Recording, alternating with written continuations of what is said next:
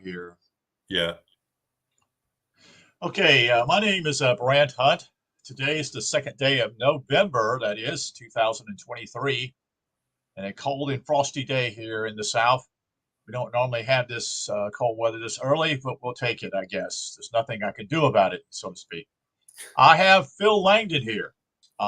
He is going to be sharing some information for us today, again, to elaborate not only about what has happened to him on the act of ascension, enlightenment, and then we're going to deal with some other questions here. Some questions are going to be revealing simply as in the Old Testament, more to do with the three act plays, I should say. What is the Holy Grail? What is the Ark of the Covenant? What do these symbols mean? And hopefully we'll be able to look into what I would call, a question I have here for Phil is how in the world do we think heaven is here on earth, because it doesn't reveal that. In other words, there are people who talk about things of issues like, well, we can make heaven on earth, so to speak, but yet it's not heaven, so to speak. So No, you may go into you'll that never also. do that. You never do that. Right. No, Okay, that's you not asked that possible. question already. Yeah, it's So impossible. welcome all here. Appreciate you all being here.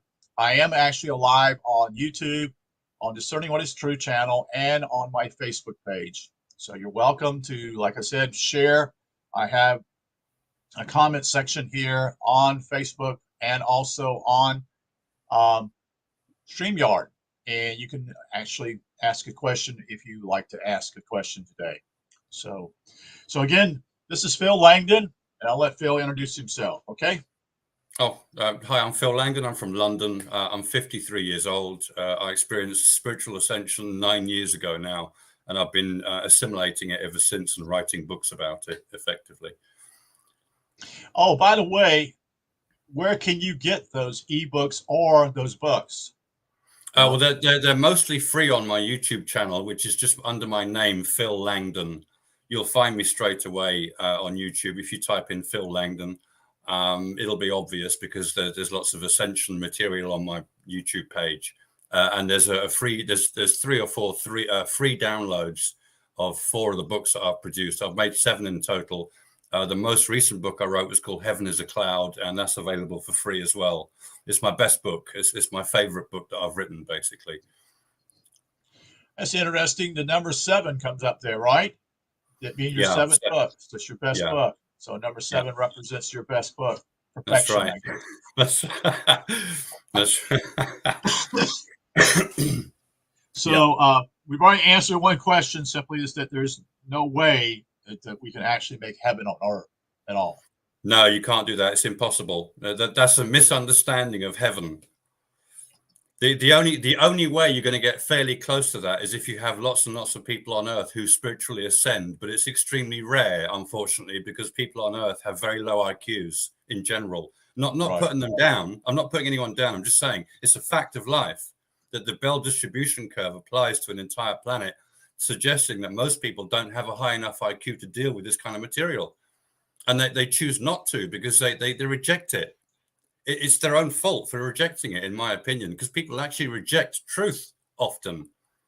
When they have when they establish something to themselves, and you tell them something that's more true, they'd rather stick with what they know than go out, out on a limb to figure out what you're saying. Because most people don't really say anything that has great validity. There's a lot of people talking in the world online, but a lot of them don't know what they're talking about, unfortunately. And one of the issues there is the issue with Zep Tepi that you mentioned. You wanted to talk about today, right?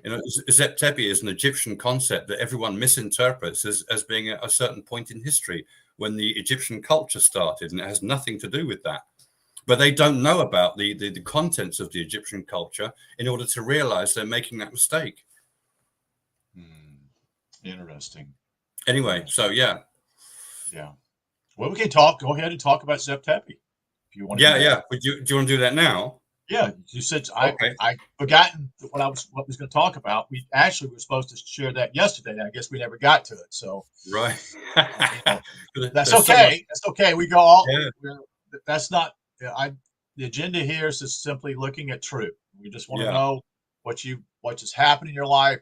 Not only that, that you can enlighten us in what you've read, what you see, so that others can have a good way of starting to discern what is true, so to speak, in life. So yes, you can go ahead and go into the Zep Tepi. So this is the book I wrote. It's called Zep Tepi, just Zep Tepi.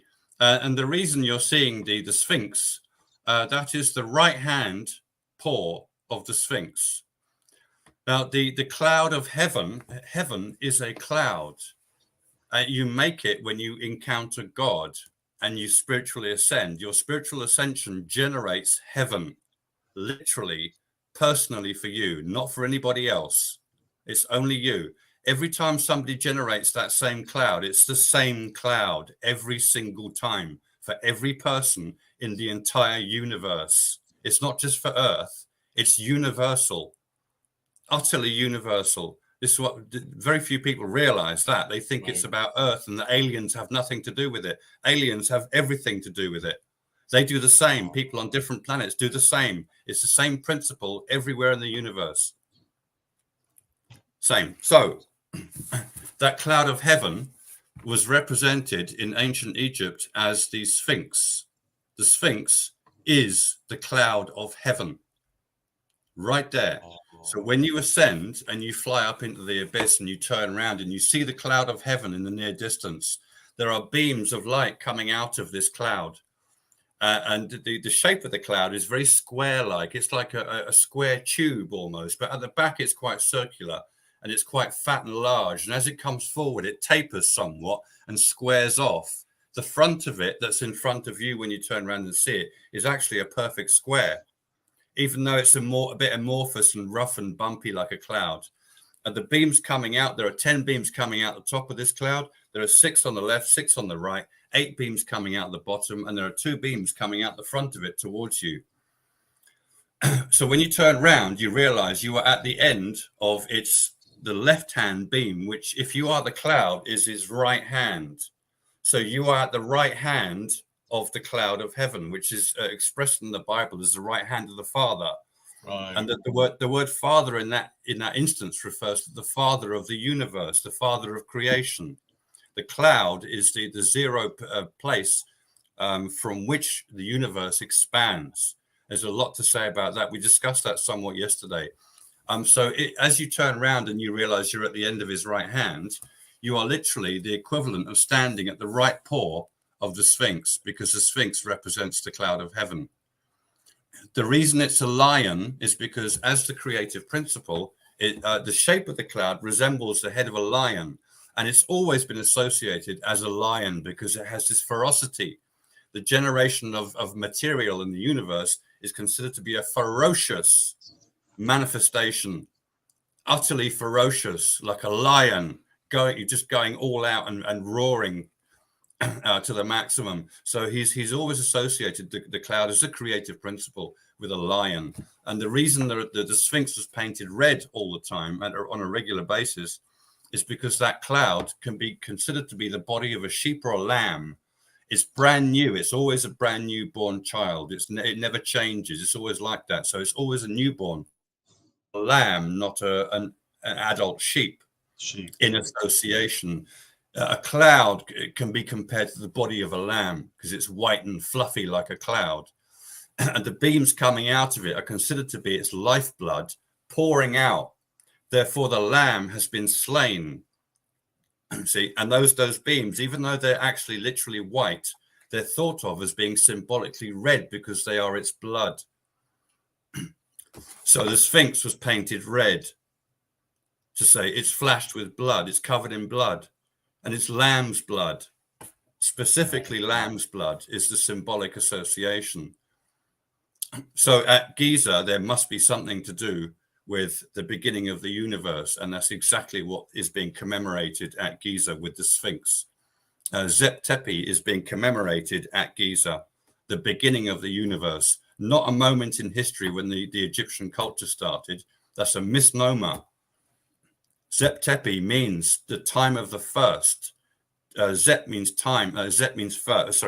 Zep means time. Tepi means first. So it's the time of the first, or the first time. The first time for any manifestation is what it's referring to. See? And what do you mean by manifestation? Do you mean simply The revealing? universe. The universe. Ah, okay. The birth of the universe Verse. Okay. itself. Yeah. Yeah, because it's considered to be the creator. The Sphinx represents the creator, which is the cloud of heaven. Right. In all texts, it says the cloud of heaven is the creator. All texts throughout the entire world, in fact. In Hinduism, they call it Brahman. Brahman is the creator. They don't distinguish the twin nature of the cloud in Hinduism, by the way. They just refer to it as Brahman, whether it's the creator or the redeemer. There's very little distinction in that religion, it seems, or it turns out. It's funny. It's quite different to Christianity. They really specify things in Christianity very, very in great detail. It's very useful for that, Christianity, the Bible. Very useful for me, indeed. Yeah. So the Bible, I'm going to ask a question specifically. We have many pyramids all the way around the world, so to speak, in certain areas of the world. Certain places in Central. 76,000 pyramids on Earth. Wow, I would have never guessed that. 76,000 pyramids on Earth right now. Yeah, all built in the past. Well, that would mean something very substantial when people do that, because that would be a reason why, and it means simply not in one locale. So it wasn't all in the Egyptians. It wasn't all in the area of Central America, so to speak. It's all throughout the world. Yes, that's correct. The whole world in the past. Yeah, things have changed. Yeah, power changed hands. Pardon me? Power has changed hands over the years, over the thousands of years, and it's been more and more focused into what we have today. Things have changed drastically, from the past. It's become, would you say, more darker? I don't know whether you can say that, because humanity is always basically ignorant. I mean, when you're born into a physical life, you're born into a state of ignorance to start with. It's not a condemnation or anything. It's simply a starting point. Your life is effectively supposed to be a process of self-discovery. And self-discovery means truth discovery. You're discovering the truth of your own nature, your own being, which is eternal. Right. And that is the truth itself, in a way. You are the truth itself already, but you simply need to discover it. You need to turn your attention in on yourself and not look outside for answers as such. The answer is within you, because God is within you, and God is that answer. I was thinking about something real quick, maybe a little off subject, but have you ever seen what they discovered on an island called Easter Island? Yes, I'm very familiar. They discovered these so-called statues, and then what they've done recently, I think, is that they've uncovered them. There was so much settlement, ground feet, they were put in. So there's been years and years that soil is wiped up or came up. And this is not a big island; it's very small. But the point simply is, what do you think they were doing there? Was that some type of worshiping their deities, or you think there was something else there? I mean, to be honest, there's a lot of when people in the past, the ancient past, were doing things like that, raising statues or stones, they always represent the ancestors. That's what they're representing, their ancestors, and that their ancestors became gods. So they're commemorating the fact that people become gods when they live a physical life on Earth. The only way to make which is what we're supposed to do. We are actually supposed to become God. Yeah, you may notice that the hats that the Easter Island statues wear are painted red. They're red. Did you notice that? They're red. And it's red on the head. That's lamb's blood. It's lamb blood. Lamb's blood. This is a worldwide understanding that you are slaying a lamb. So this phenomenon is going on. I don't know how long it's been. Thousands and thousands of years, so to speak. People knew this. It wasn't a mystery as it is today. That's right. That's exactly right. It was normal. It was a normal part of society. So the central building in your society would have been a pyramid, because the pyramid represents your elevation to divine status. Right. Right. See, that's why. And they're commemorating it continuously, because generations come and go. And when you're born, you're ignorant. So you need people who were there before to teach you what they've learned, so that you don't remain ignorant. Correct. And that's why they had pyramids, because the pyramid represents, it's like a library in stone of all knowledge that humans can establish, as it were. And they want to commemorate their knowledge. So they do. Right. Well, I know there are not pyramids here in the United States, although there's speculation that there were pyramids at one time in the Grand Canyon. But that's what some people have said. But they're what we call in the Indian deal, what we call mound builders, so to speak. We don't know if the Indians built those. Some say they did, some say they don't. Would that be also a way for them not only to see the stars somewhat, or is it also maybe there were a way of them building something that would not quite like a pyramid or something and raise it up? I don't know. I'm just speculating again, asking a question simply. My mind is kind of getting off tangent here, but I didn't mean to do that. But I just thought I'd ask. Yeah, mounds. We have mounds in England, and they always represent stars. But the mound is the pregnant womb of Mother Earth. Oh, okay. It's a I didn't womb. know that. Okay. So a mound is a womb in which you bury someone who is supposed to be a god. And what you're doing is what they're doing is they're recreating Zep Tepi. They're recreating the birth of the universe, as if God's the Holy Spirit is referred to as being feminine or female, right? And she is pregnant when she has her cloud of heaven. She is pregnant. So this is Zep Tepi. This is the birth of the universe. This is what they're commemorating, to say this person who's buried here was a god, and they experienced the birth of the universe. They've been there. They know all about it. And we commemorate this by showing you that Mother Earth is pregnant with this person who is now born as a god. They're a star in the sky. They're a star in the night sky. And our mound represents that star. So mounds are laid out in star maps on the ground to represent the star, the fact that that person has now risen to the god status, and they no longer need to reincarnate on Earth. There they are up in the sky, shining bright like a diamond in the sky. Yeah. Shine bright like a diamond. Right. An angel is a light. You are light. You become light. Hang on a sec, because I'm going to show you the actual Zep Tepi. Oh, I'm at the back of the book. Wrong way around. Okay. Now you can pull that up on your computer too, if you want to. Yeah. Yes. That's it. Zep Tepi. This is the moment of Zep Tepi. Ah. This is you when you ascend, right. And this is the cloud of heaven that's in front of you when you ascend to it. This is your new home. This is your new this is a permanent abode for you as a spirit. You no longer need to reincarnate to generate the abode forever. This is the forever abode of angels. Every angel has this as their house. This is the house of angels, the house of God, Bethel. Heaven. Heaven is God's house, as it were. Not just the spirit of God, but God's house, constructed from the physical universe as well, in conjunction with God's spirit. It's the balance of the two, the unification of what's physical with what's with what's spiritual. Energetic with spirit. Right. Yeah. Produced from you, produced by your pineal gland. Notice, as light, you have no physical size. Right. Whatsoever. Right. So that the size of the cloud doesn't really matter. It can be tiny. You have no physical size, so it doesn't matter how big it is. It's actually 5 millimeters in length. Right. Because your pineal gland is about 5 to 8 millimeters long.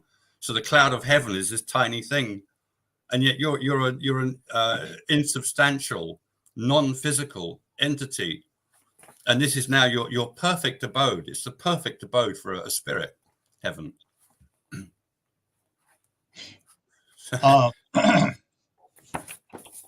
I'll So call it up on the continue, speaker. continue with Zep Tepi, because we kind of got off to such and such here. So you explained Yeah. Zep Tepi, but Yeah. let me ask one other question.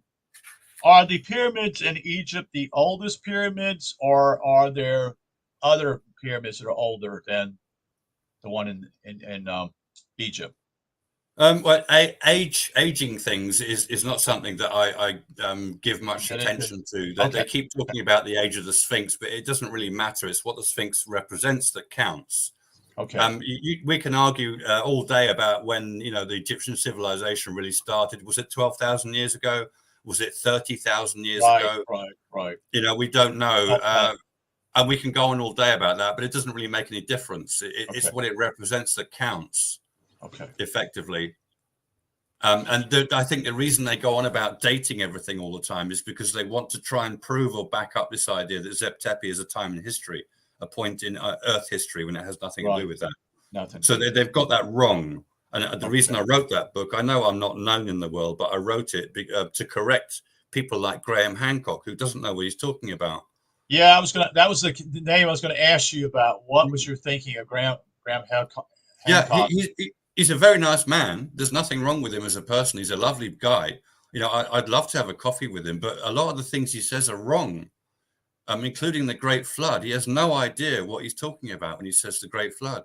People take everything too literally from the Bible, the Old Testament. It's not literal at all. It has a literal interpretation in personal terms, but it's nothing to do with what they say. It's not a flood on earth from 12,000 years ago at all. It has nothing to do with that whatsoever. And yet everyone thinks it has, but they don't know about Zep Tepi, what it really means. Therefore, they have no reference to draw from when they try and interpret these things. Yeah, That's the problem. Yeah, Mr. Hancock is popular, tremendously popular. He has many followers, Hmm. and I wonder sometimes if simply is he just another figurehead in some ways that offers a little bit of truth, but most of it is not true. Yeah, it's mostly speculation Right, with him. right, Yeah, he doesn't know. I mean, I've actually written to him personally, privately, to try and express something to him, and I offered him a book that I wrote a while back, and I got no response in return because he's untouchable. Too many people email him. He doesn't deal with emails anymore because there are too many.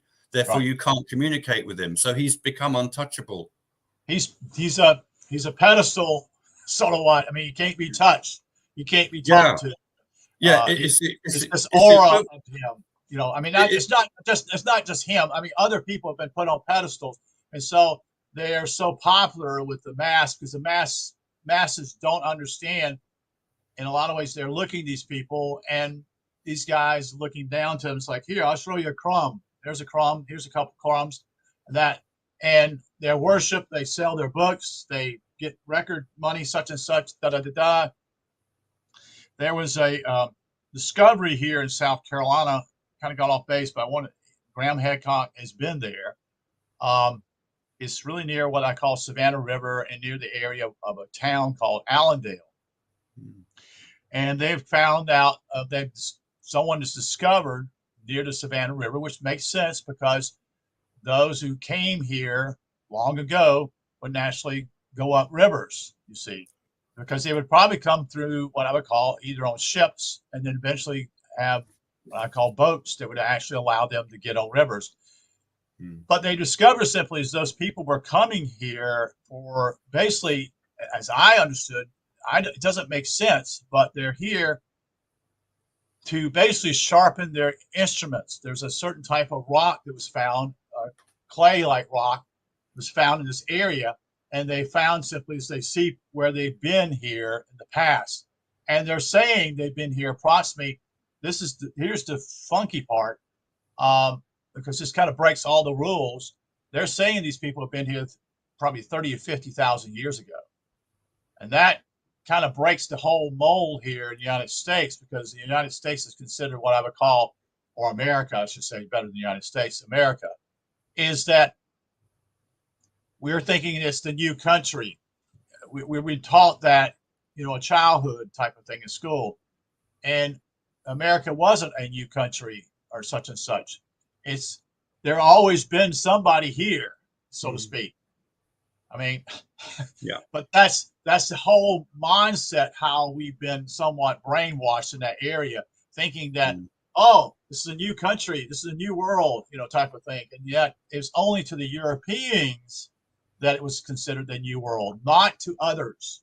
Yeah, that's right. That's right. Yeah, people from England went to America before Christopher Columbus as well. There's evidence of that. Well, there are also Vikings that actually they're found. I take a magazine have called Ancient America History, and they have found the Vikings have come all the way across the country, not all the way across the country, to Oklahoma, and they found their handwriting ruins, RUNES, and there's there, and it's like, how can you, they were here far longer than even Christopher Columbus. And actually, Christopher Columbus never even settled here in America. It was in the islands. It wasn't even considered, whatever. But he was looking for something more, supposedly the East, which he never supposedly ever found, because he was thinking he would be able to go across the whole world, so to speak. It's kind of interesting. But anyway, the sad part simply is that even here in America, we celebrate Columbus Day as a holiday, as though he discovered America. And it's like, he didn't discover America. There were others who came here before him. Yeah, right. That's right. I mean, we know that the Dutch came here early. Yeah. Right. We know that simply is that other people were coming here, such and such. And we know that if you go to the western part of the United States, you will find out simply is that the Russians were here long ago, or the Japanese were here, because they just simply followed the islands and came along on the coast part and came right around. I don't know if you understand part of the Pacific, but they'll just follow the Aleutian Islands and come right on down. So that's right. That's how they did it, supposedly. But anyway, we've digressed. We've digressed here, but that's okay. So let's get. So what are these things in the Old Testament that like the Ark of the Covenant is talk about, and then we've talked about other things such as what is it, the Holy Grail, King Arthur, yeah. Holy Grail, and also the sword. What do those symbols mean? Well, if you look at tarot cards, like you mentioned earlier, you'll see a symbol of a sword. One of the suits, one of the decks is a deck of swords. That's the magician. He's wearing white and red because he is an illuminated, ascended person. Right. White and red are the colors associated with the cloud of heaven. It's literally white, but symbolically red because it's a bleeding lamb. So whenever you see somebody symbolically wearing white and red, they're saying, I'm an ascended angel. Yes. He has the infinity sign above his head. Correct. So he knows about his own eternal nature. He understands himself. So a magician there. And he has all four elements on the table: the sword, the cup, the pentacle, and the wand. Those are the four elements. In other words, he has unified the four elements and made the cloud of heaven.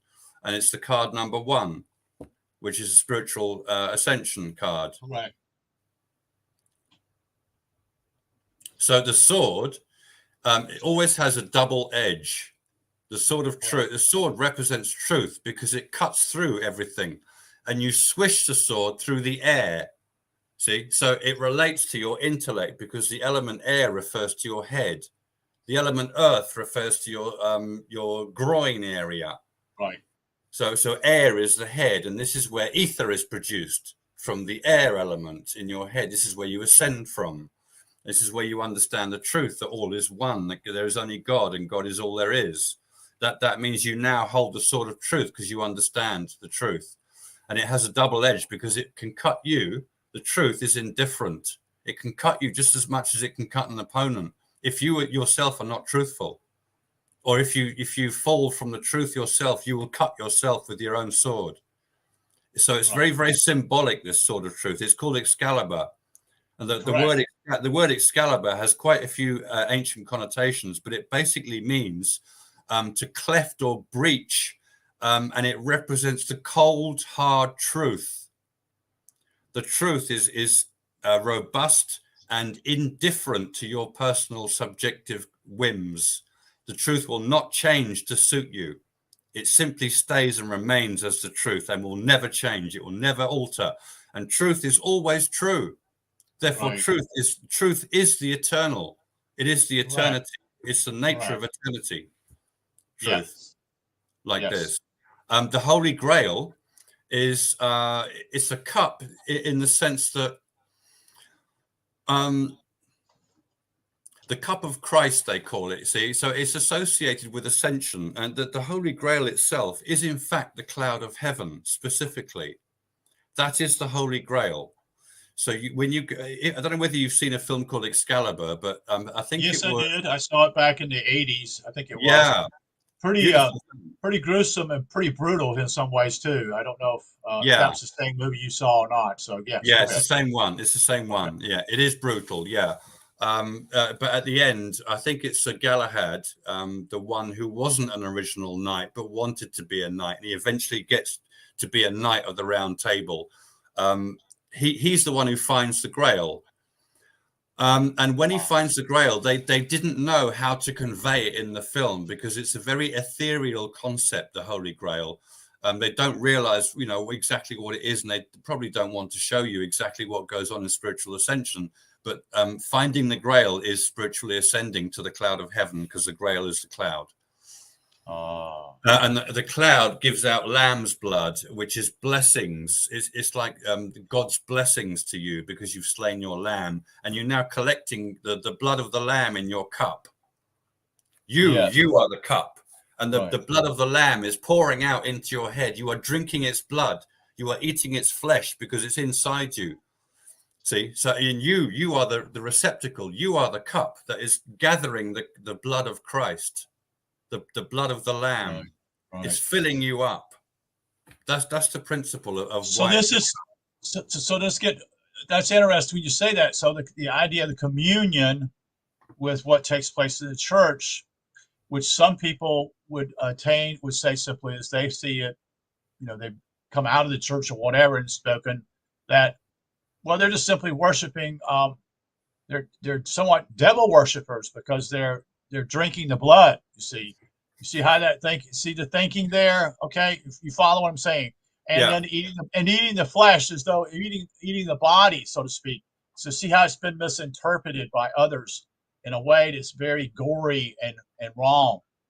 yeah. So So devil worshippers will literally drink blood right, as if to be bloody minded against divinity. correct, right, See, but when you're drinking the wine or the blood of Christ in the church, it's nothing but symbolism. It's just symbolic of your spiritual ascension. That the mass in a church represents the keys to heaven. It's constantly right, repeating the keys to heaven. Every mass is exactly the same. It's the same procedure, And right, there's a speech by the priest who's talking supposedly truth and reason. By correct. contemplating truth, you see, prayer is the contemplation of truthful ideas, leading you to God, because God is the Yes, ultimate truth. So if you contemplate truth, you will find your way to God, who is the truth. So right. prayer is contemplation, not begging, as we mentioned before. Or we did that yesterday, right? Right. And the body and the blood of Christ is spoken of in the Gospel of John, where it says, you will not become a child of God effectively until you are drinking the blood and eating the flesh of the Son of God. And that simply means you have ascended and generated the cloud of heaven with God inside you. Let me Yeah, that's ask you all. another question. Oh, I'm sorry. I No, cut you. I was just going to say that's all it means. It's a symbolic representation of that event, What ascension. on this card, this number one card, we also have what I call the couple things that here stand out to me. Also, the yellow background, and then also with him holding up something. I don't know what that is called. I don't know if it's not a wand. I don't know if you can see it better here. I think it's a scroll. Scroll. Okay. Hang Okay. on, let me double check that. It looks like a scroll. You're right because it has two little things one at the top and one at the bottom. But So right, so as a scroll, it represents the what the Jews call the Torah, which is God's word, the truth. It's like True. saying, I know the truth. Look, I know the truth. His pose, by the way, his pose is one hand is up here, the other hand is down there, and he's pointing with the hand that's down there. If you Right. compare the figure with the tree of life, the upper hand will correspond to one of these sephirot, one of the circles on the tree of life, and the lower hand will correspond to another. And I think it's understanding and wisdom. It's that kind of thing. So they're just Okay. encoding issues from the tree of life that are applied to a human being, because we are a microcosm of the universe. And if you apply Right. the tree of life to the universe, you can also apply it to a human body. Yeah, so that's what's going on there. The table that is that has the 4 elements on it there is a square table with 3 legs. And the square table with 3 legs represents a squared circle, which means you have understood the completeness of your existence. When you spiritually ascend, you understand everything and you square your personal circle. In other words, you define the center of your own infinity, because you are eternal, and eternity is like infinity. There's no center. So with spiritual ascension, you define a definitive center for yourself that is now perfectly stable. See? That's what the table represents. The 4 elements are on the table. He is now the 5th element. He's made the 5th element, in fact. Right. The cloud is the 5th element. Right. It contains all 4. It's made from everything physical, produced in the brain of an individual. Yeah. And look at the flowers in the ground there. Yes. Everything is blooming. Everything is living. It's all about life, not death. Right. Not death. Yeah. Yeah. Because it's a completely different card. No, I'm just different card, and then the next one, number 2 card with the woman here, and it's a different color background, such and such. We could talk all day about this, but I just, maybe we could do a video on this sometime in the future. But go ahead. What was that? You mentioned the color yellow in the magician card as well. Yes. Yeah, the color yellow associates with your head and your ego, because it comes from the sun. The path of the sun during the course of the day is a symbolic association to your life. So when the sun rises, you are born into life, physical. The sun arcs across the sky, just as you live your life from youth to old age. And when the sun sets, you die. So it's a symbolic way of referring to your life, the arc of the sun in the sky. And of course, the sun is yellow or gold. And yellow, because the sun is a focused object in the sky, in a continuous sky, it's a discrete object, just like you as an ego are a discreteness. So you represent, or the sun represents you, your journey through life, and you are an ego, you are an identity, you are a specific person. I am not you, you are not me. Right. We are unique, as it were. Yes, we are an ego. So in the same sense, the sun represents you, and it's yellow, and therefore, because you ascend out of your ego from your head, which is the air element, the color yellow associating with your nature, your personal nature, is going to be the background to the magician who has ascended, to say, look, he has ascended from the air, and he has become the risen light. Because when the sun dies and it goes into the underworld, as it were, during the night, it re-rises the following day. Right. And that is symbolic of your spiritual ascension as well. So not only sunset, they can use sunset to represent ascension, and they can use sunrise to represent ascension. See, so when the sun arcs around the sky, it completes a circle when it goes through the underworld until it rises again. And when it does rise again, it has completed a full circle, as if it squared its circle. The only dawn that would associate with this is equinox. Equinox being equal day, equal night, just like heaven is equal physical and equal spiritual. It's the perfect union of the two. So sunrise at equinox represents spiritual ascension. And that's they commemorated that at Giza in Egypt as well as all over the world. Equinox. Interesting. Very interesting. He also has what I call, looks like a belt around his waist. Mm-hmm. And hang on, let me get that. I don't know if that's significant or not, but yes, you can see all this, the flowers, all this simply that showing that this is a happy time in his life. Yeah. Yeah, Correct. the belt he's wearing, I think, is the Ouroboros. It's a That's snake. what I thought somewhat, It because it looked is. like a snake. It is. It's a snake eating its tail. Right. Yeah, and it's around his waist, his midsection. So he's holding his clothes together basically with the completeness of creation. He's finished creation. He's closed its loop by Right. ascending to its origin. He's closed its loop because creation has generated energy, matter, galaxies, planets, vegetation, animals, and humans. Humans now reproduce the original condition of the universe, and they closed the loop of creation, as it were. Right. And that's represented by the Ouroboros that is biting its own tail. He's finished his work, as it were. Right. Right. Yeah. Yeah. Anyway, we could spend a whole day on that too. In fact, we spent a whole, but we're talking about like you said, how many was it? You said was it 67,000 or was it 76,000? 76,000 pyramids. Yeah. There's hundreds in China that nobody knows about. The Chinese don't talk about it. Obviously, they don't want. Probably, I don't know. Maybe they do or not. They don't want to They go don't back. want people. They don't want people traipsing all over their country, analyzing their pyramids. No, they don't want you in there doing that. Oh, It's nothing to do with you. If you're not Chinese, right? Stay away. right.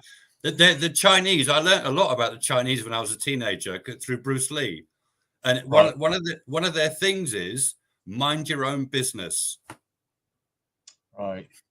That is Chinese. Mind your own business. That's been pretty much their perspective because you think about they built the wall. Yeah. Meaning simply is mind your business. You don't have any business across this wall. Yeah. Stay out. This is our perimeter. This is our, land or whatever you want to call it. And they have been doing things the old-fashioned way for thousands and thousands and thousands of years. And when the West goes over there, such and such, we have something new for you. And then they would say, we don't want anything to do with that, so to speak. See, that's right. We don't want anything. Yeah. I know this is going to be great. This will make it, the steam engine will make it, more advantageous. Oh, we don't care. We rather stay back. And until the early 70s, that was the way China was. It was a backward country, immensely backward. And I don't mean it in a bad way. I don't, the West is not always right. Okay. Yeah, sure. But the idea simply is you get the idea with the wall. It's basically, I get the idea simply is this is the boundary and you can stay on that side and we're on this side and you stay off. You don't get involved over here. This is our playground or whatever you want to call it. So that's it's kind of like, and I know it's probably could have been used for what I call a threat from the outside. Maybe a warring country would say, well, let's try to take over. And it's like, well, you got to go over that. You got to go over that, that whole wall there. And that makes it a lot susceptible if they're on the other side or whatever.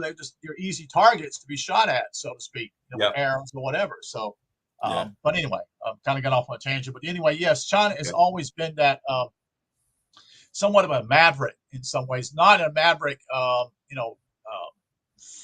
forward thinking, but simply, maybe I shouldn't use that word, more stubborn, I guess would be a good word. The more stubborn who they are. So. Yeah, they have their own culture. They don't want it infiltrated by your culture. No. They're okay. And I think what I understand simply is that the relationships with women and men are quite different in some ways. I know it's changed now because the westernization is taking place, but Chinese women were considered different in a lot of ways. But anyway, we won't get into that. Sure. Yeah, there's lots to talk about there. Anyway, so you want to talk about? We're talking about the Holy Grail, and we're talking about Excalibur. And this went out and get off. So. Yeah, so just to mention, in the story of King Arthur, when he's a young man, he goes to the sword and the stone, the story, and he pulls the sword out of the stone. Right. That makes him king. But you see that issue there is literally the sword and the stone. If you think of the shape of a sword, you've got a handle, and there's a bar that goes across, and then the sword that comes down. It looks exactly like a crucifix. Oh, yes, it does. Yeah. So if you look at someone's grave, there's a stone and the crucifix sticking out of the stone to say Correct. this person was a Christian. Right. That what you have there, the crucifix is the cloud of heaven. Its right arm coming towards you. It's the long arm of the cross. It's Cross. the long bit of the cross, and Right. it's sitting in a stone. Uh, So the stone represents you, because you are associated with the physical universe. You have come from the physical universe into ascension, into a spiritual condition. So if we show the cloud and the person and we just turn them upright like that, you've got exactly what you have at a gravestone, with the crucifix coming out of a stone. Right. So Arthur is saying, I've just become spiritually illuminated, and therefore I am your king. I know the difference between right and wrong because I know the truth. Only someone who knows the truth can wield the sword of truth without being hurt by it. Wow. See, the Excalibur will kill you. If you try and wield Excalibur and you are not a king, the sword will kill you. It won't help you kill someone else. It will kill you. Because you're not there. You're not anointed, or you're not ascended at all. So the Right. swords can say, no, you're actually false. You're Yeah. false. So if you're false, the sword will kill you. Right. Yeah. You won't be able to handle it. Only a king can handle Excalibur. Only the real king is allowed to use Excalibur, and it won't hurt him. It will work for him. It won't hurt him. Right. It will decimate his opponents with truth. Right. Truth cuts through all ignorance with its sense and reason and obvious truth, obvious nature of truth. It's obvious sometimes, like that moment when Jesus is supposed to have stopped people from stoning Mary Magdalene. Right. They were going to kill her with stones, and he stopped it, and he said, "Who has never sinned?" And everyone had to drop their stone. Right. Because they've all sinned. Right. That's the truth. I mean, how poignant is that? That is it's absolutely. It's direct. It's direct and to the point, just like a sword is. It's direct. It's to the point. Yeah, absolutely. So the funny thing in the word became sword. Yeah. The funny thing with the King Arthur story is that you've got Alpha and Omega in the story. So when he draws the sword from the stone, it represents the Alpha, which would be the creative principle that generates the universe that we ascend to. So it commemorates ascension as well, but it also commemorates the beginning of some kind. At the end of his story, he gets the Grail. Galahad gets the Grail for him and brings the Grail to King Arthur. So that is ascension as well.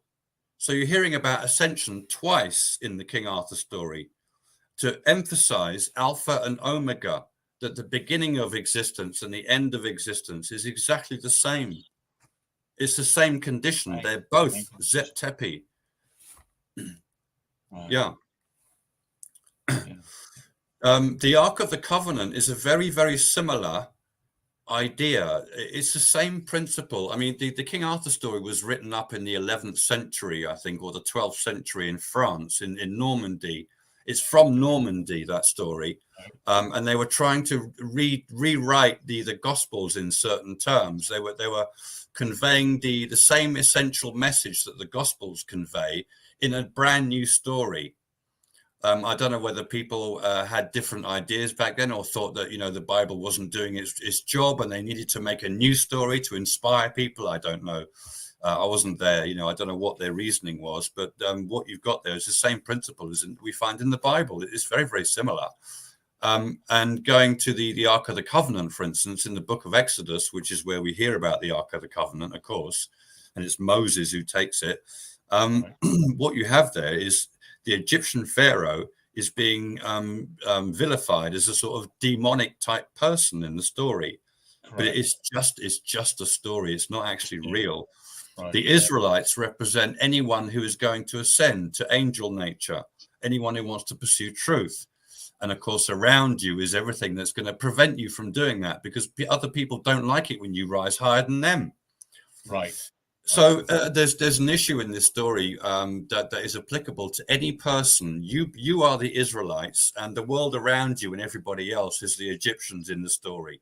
Correct. And you're trying to escape physical nature by ascending into spiritual nature. Right. And when you do ascend into spiritual nature, of course, you see the cloud of heaven, which is the covenant between you and God. That is a covenant. It is absolutely robust. God has trusted you to such an extent that he has given you his son to look after, as it were, symbolically. This is how much God trusts you. So if you find someone who has ascended, you know damn well you can trust what they say and you can trust them because God trusts them Right.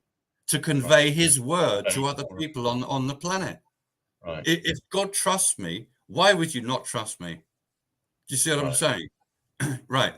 The Ark of the Covenant truly is the cloud of heaven, ultimately. But back in the day, people actually made a physical box, and they made it to be like a capacitor to hold the essential nature of energy in it.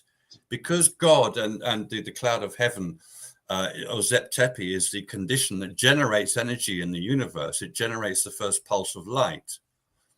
In the same way, we can make a box that resembles the cloud of heaven in its extended nature.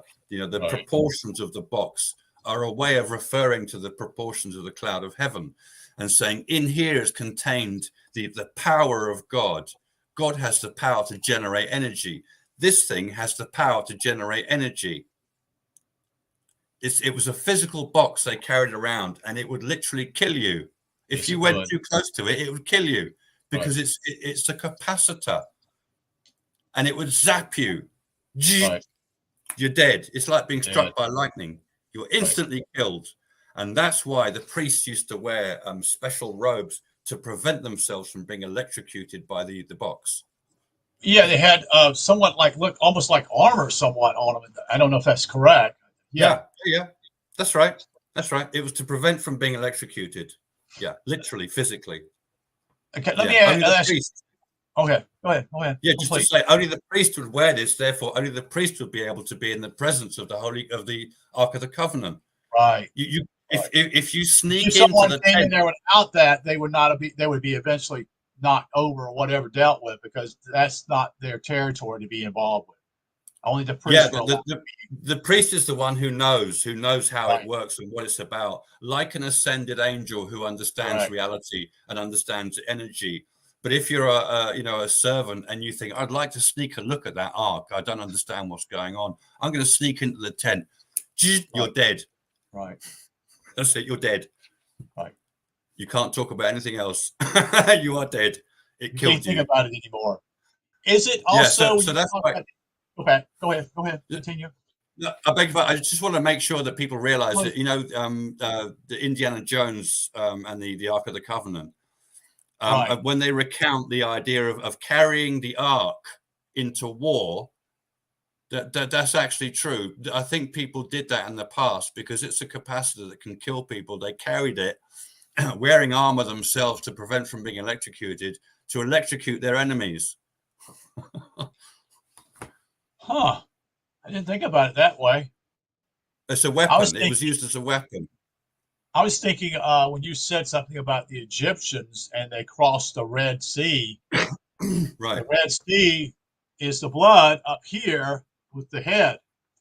That's right. So it's an allegory, again, revealing you have to get, you were talking about there's enemies after you, and you need to progress and to ascend.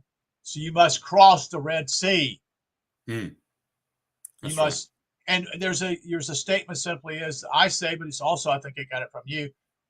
You must die before you die. Yes. In other words, you must die to yourself before you die physically. Yeah, ascension is considered to be death before you die. Yeah, it's the same. You experience the same thing in death. Yeah. Right. You fly up into your zero, your natural spiritual condition, which is called the abyss. That is your nature. That is your infinite nature manifest to you, so you can see your own nature. the abyss, and everyone who dies goes to the abyss because they have no access to anything physical anymore. The only thing left for them is their own nature, which is the abyss. And So idea, ascending is death. sorry. So I beg your pardon. Ascending is death Yeah, before you die. Yeah, I'm thinking out loud here. I'm sorry. That's okay. Yeah. I had something on mind and I lost it. So, but That's right. I think the idea when I say that is a paradox. I do share that with people. Say on my Facebook page, I've shared you must die before you die. Yeah. It's a paradox. It's what I'm trying to share. You have to die to yourself. You have to die on that cross, so to speak, to ascend. You see, That's right. You have to understand these things. These things are being said, and you're thinking, people are thinking, "What are you talking about?" You know, and I'm like, "You must die. You have to die in order to ascend." Yeah, and the technical issue in saying such a thing like that is basically you're saying if you're going to die before you die, what you're dying to is personal self-righteousness. Yes. The truth doesn't give a damn what you think. No, it doesn't. It's simply the truth. It doesn't even care if you're alive or dead. What you believe. It doesn't care what you believe, what you think, what your traditions or whatever. The truth is superior. You need to match it. Right. Not the other way around. You cannot bring the truth to your self-righteous nonsense. You have to leave your self-righteous nonsense to itself. Leave that and pursue truth and become truth. And by doing so, you die to your physical self-righteous nature. Me, all that sort of thing. The psychology of the human. You die to all that. And you now know the truth. Yeah. Correct. Yeah. That's all it means, really. What is what does your name Phil mean? Sorry, my name? Yeah, Philip. Your real name is Philip, right? It's Philip? Yeah, it's Philippe. Philippe. So that's French. I'm half Belgian. That's right, you're Belgian. Yeah, I'm half Belgian, half Welsh. Okay. So they named me after a French singer, which he was called Gérard Philippe, and they swapped the names around. So I'm Philippe Gérard. Okay. Philippe means lover of horses in Greek. Okay. Phi means love. Right. Phi in Greek, phi means love, and then lip is a horse in Greek, apparently. Philip, lover of horses. Yeah. Okay. So have you rode any horses lately? No, I don't like riding horses. I can't stand it. I like petting them. I love horses. They're beautiful, but I can't stand riding them. I rode one long time ago and got off the horse and I said, wow, my behind doesn't care for this. My behind was sore for the next couple of days and like, no, this is not for me. But what it meant was simply, you just got to get used to it, Brant. I said, yeah, I know, but it's just like, I don't care for the pain, such and such. Yeah. It's like, wow, So that was when I was younger. So I suppose that if I was riding a horse now at 60 years old, I'm sure I would do everything to get off that horse, so to speak, before But no, I'm just thinking about people's names. Sometimes they're there's a sometimes what I call a meaning to their name. Sometimes our family passes on names that basically are family names, but then there are others who say they pass on what I call biblical names. Stephen or Sarah, and Caleb. I don't know. Caleb is Caleb a biblical name? I don't know if it is at all. It probably is. I don't know offhand, but it probably is. Right. And I was since we're talking about somewhat symbols, it's interesting that the country of Israel has the Star of David, which reveals. What does that reveal, David? Not David. Sorry, reveal Philip. What have you been drinking? What have you been drinking, Brent? Just water. Just water. Phil, with the Star of David, that's talking about. It's a spiritual thing, correct? It's the unification of spirit with energy. Yeah, the generation of the cloud of heaven, the Son of God. So the Star of David literally represents the Son of God, or heaven itself, literally. Interesting. Israel, an Israeli, is supposed to be an illuminated, ascended angel. Here's the thing. See, when you become a Christian, when you're baptized, you will call yourself a child of God, but you're technically not yet. But you are hoping and moving towards becoming a child of God. And because you've been baptized, the idea is that that is going to be guaranteed. And therefore, you can now call yourself a child of God anyway, because that's where you're heading. And it's exactly the same thing with Jews. Jews who study the Torah are heading towards becoming angels. And because it's guaranteed, apparently, they may as well just call themselves Jews now. Why not? Right. So they're Jews. But then there's people cut off the actual technical nature of the fact that they are not truly children of God at all, but they're going to be as far as their intention is concerned. And that's why they call themselves Jews. The Jewish nation uses the Star of David to say, look, we are going to be ascended angels. This is God's authority on earth. And you may have noticed that at the entrance to Israel, I think every single entrance to Israel, at any border crossing, will be a stone sticking out of the ground that's sheared off with a flat surface with the Freemason symbol, the Freemasonic logo, the set, square, and compass of the Freemasons. And Freemasonry is a moral brotherhood. It's a code of morals. And it's the highest morals that associate with angels. Okay. So Freemasonry, Israel, and angels are all associated with each other. It's all part and parcel of the same thing. Interesting. It doesn't mean that an Israeli is automatically a great person necessarily. No. They are generally very intelligent people from Israel. They have very high IQs overall. Yes, they do. That's why a lot of them go and become scientists and major in the medical field, surgeons. Exactly.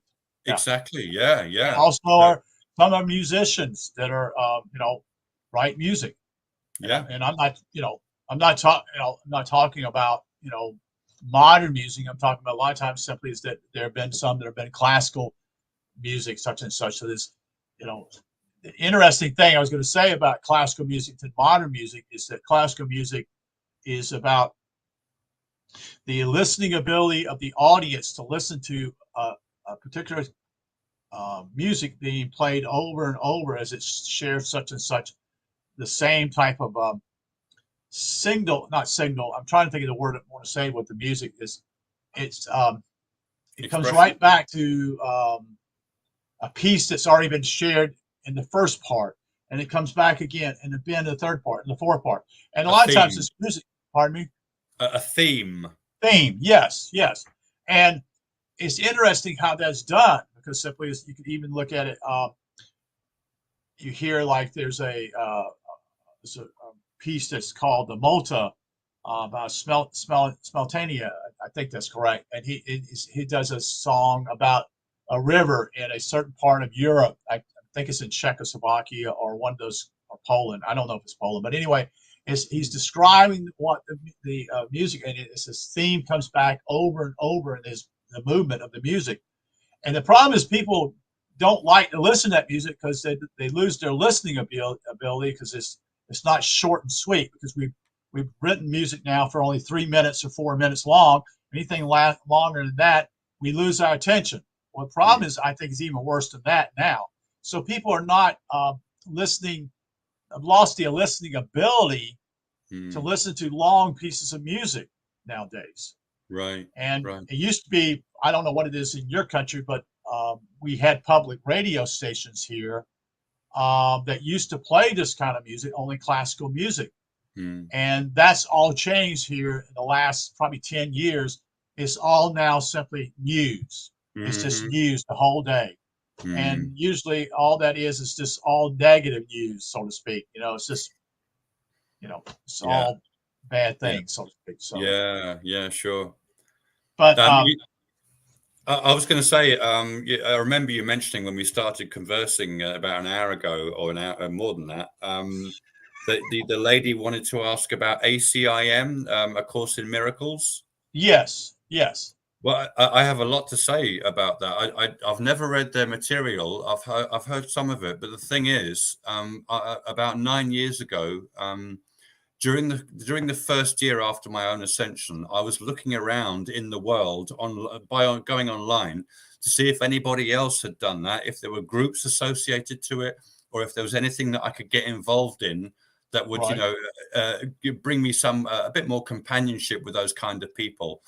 And right. one of the groups I encountered was the ACIM, the Course in Miracles people. And the head guy there was called David. I can't remember his surname. It's a long sort of Germanic type surname. I can't remember Okay. it. He's a lovely guy, absolutely adorable bloke. And the people involved with him, I've spoken to them online directly, and I engaged myself with them for a while back then. Right, right. And I found that they didn't understand the second key to heaven. See, their thing is the first key, and David mostly talks about the ego, the human ego, and how to step away from the human ego, which is very useful. But ultimately, if I listened to them before my own ascension, I would never ascend. That's the issue I have with them. And the lady, she was a deacon. She was absolutely lovely. But I was describing the cloud to her, and she was fascinated.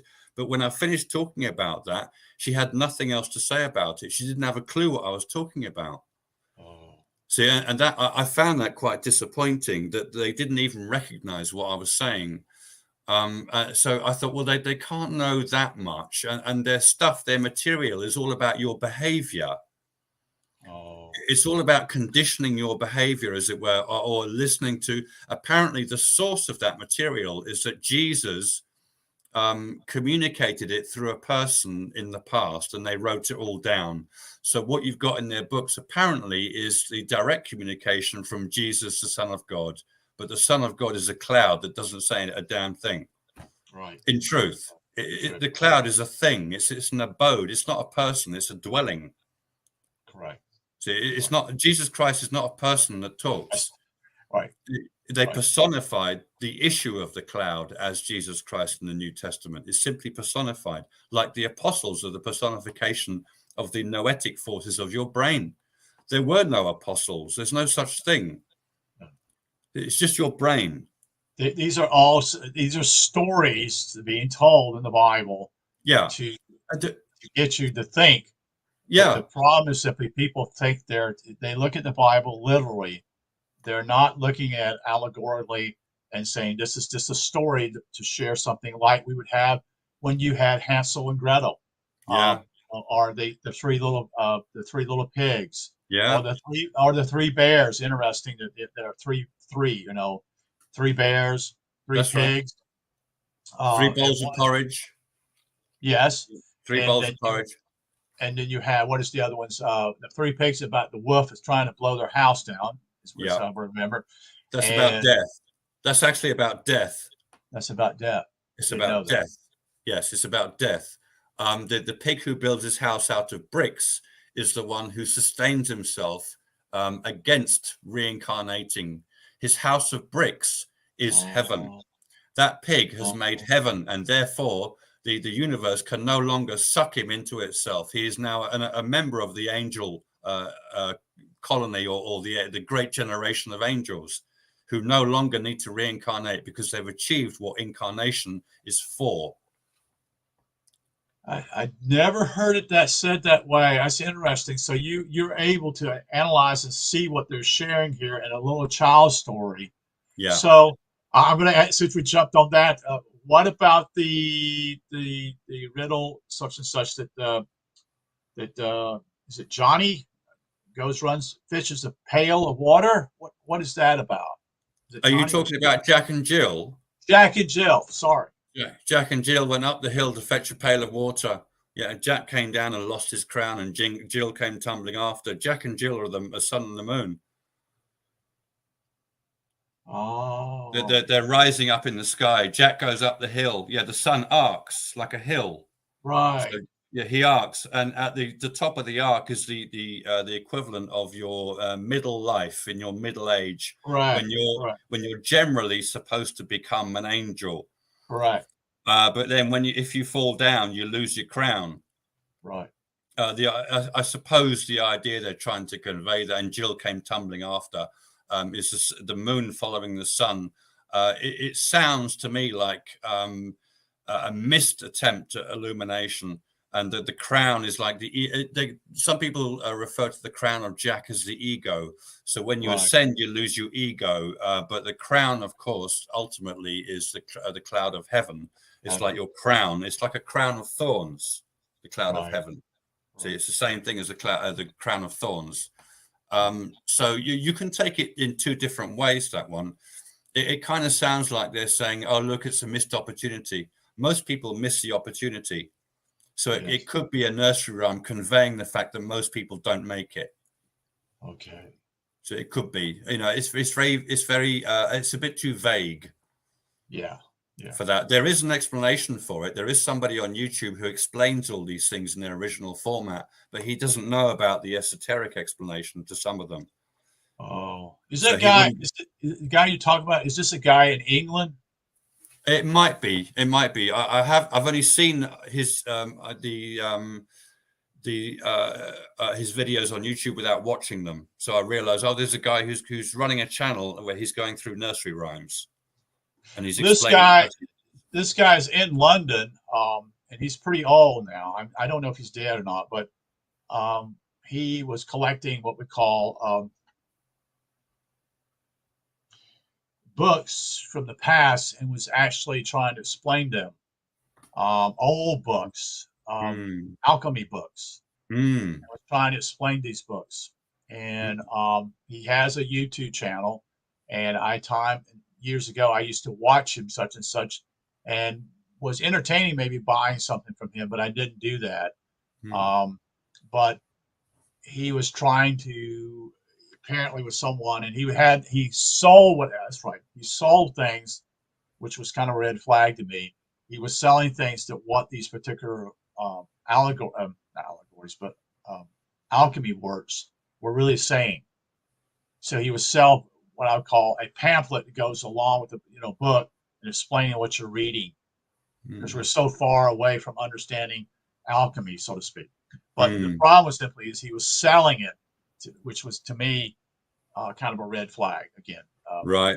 That's the usual.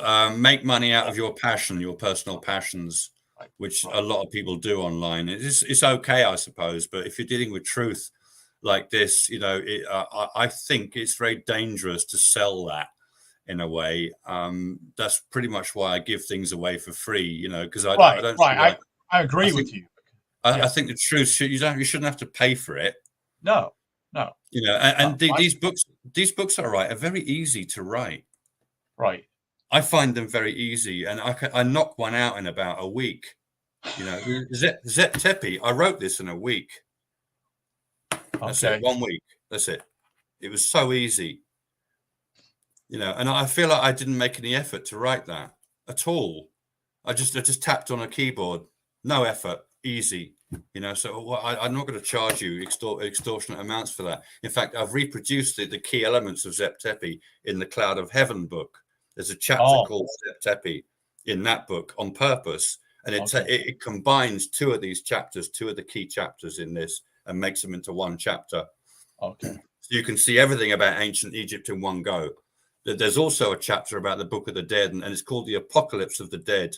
And I use the Gospel of Thomas all the way throughout the Cloud of Heaven book to show you what the quotes from the Gospel of Thomas actually mean.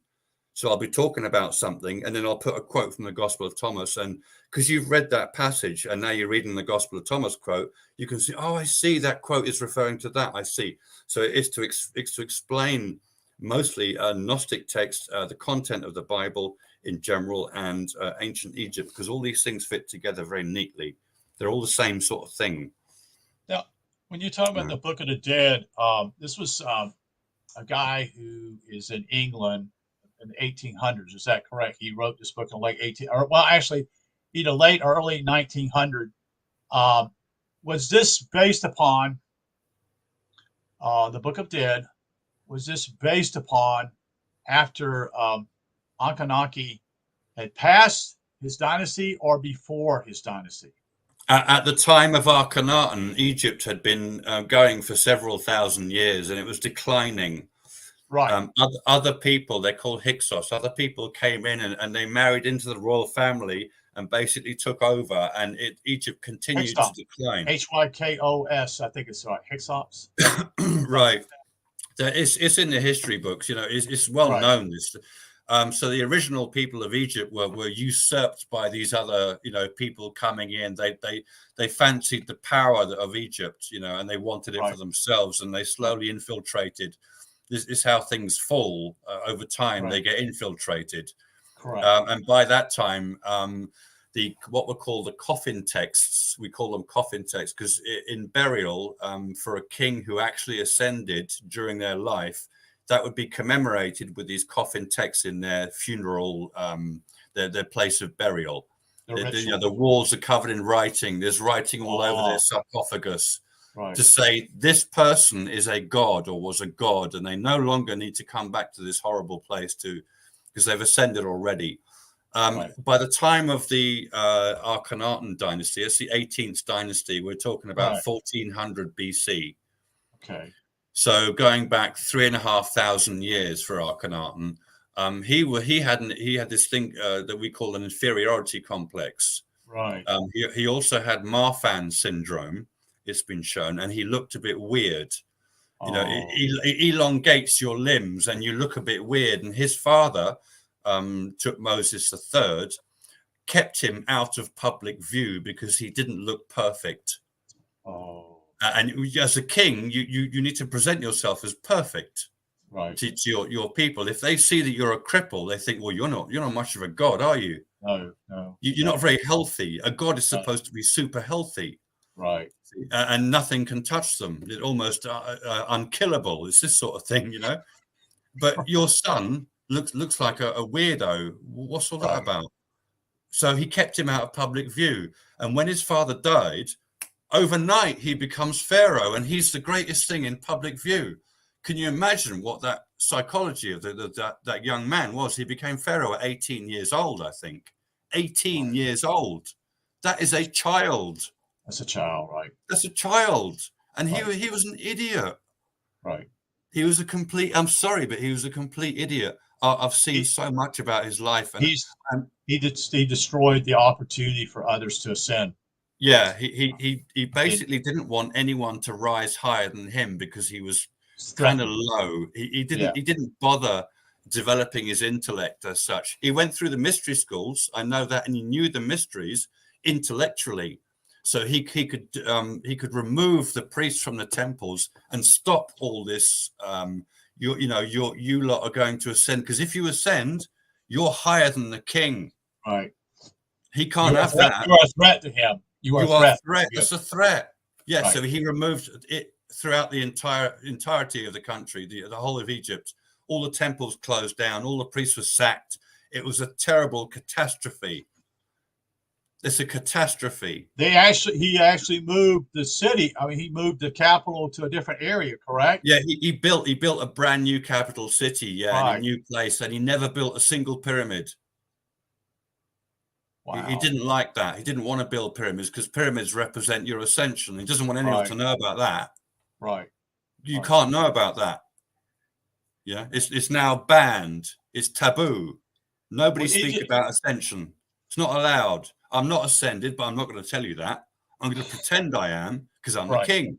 Right. Yeah, and I have power. I must hold my power. You lot must be ignorant. You must sustain your ignorance. So I won't teach you a damn thing.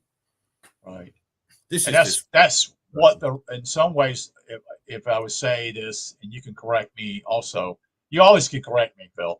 That's right. If I'm wrong, is that the premise simply is that the royals at one time did provide a way for the ordinary people to ascend in the past. Yeah, that's right.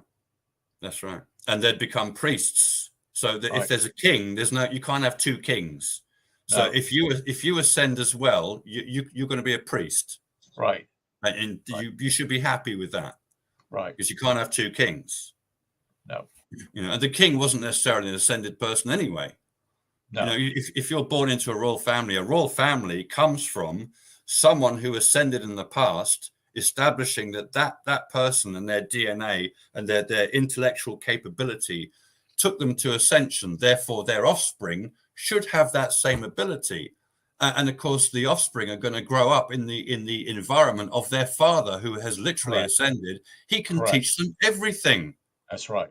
That's They right. are privy to all that information that nobody else is. Therefore, they are special. This is royalty. Royalty comes from ascension, spiritual ascension. Muhammad, for instance, is supposed to have been an ascended person in the past. Whether he was or not, I don't know. I don't actually Right. like what he wrote personally. Okay. But the Queen of England is a direct descendant of Muhammad. Did you know that?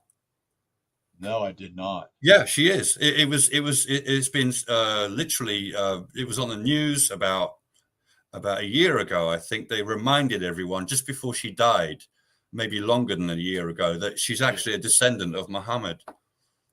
You mean they're capable, actually had the lines all the way back to then? In other words, they had the family line or whatever where she just came from, so to supposedly. Their family line is drawn out all the way back into history. I mean, thousands of years. They know their lineage. Yeah, we don't. We I don't. don't know my lineage. No.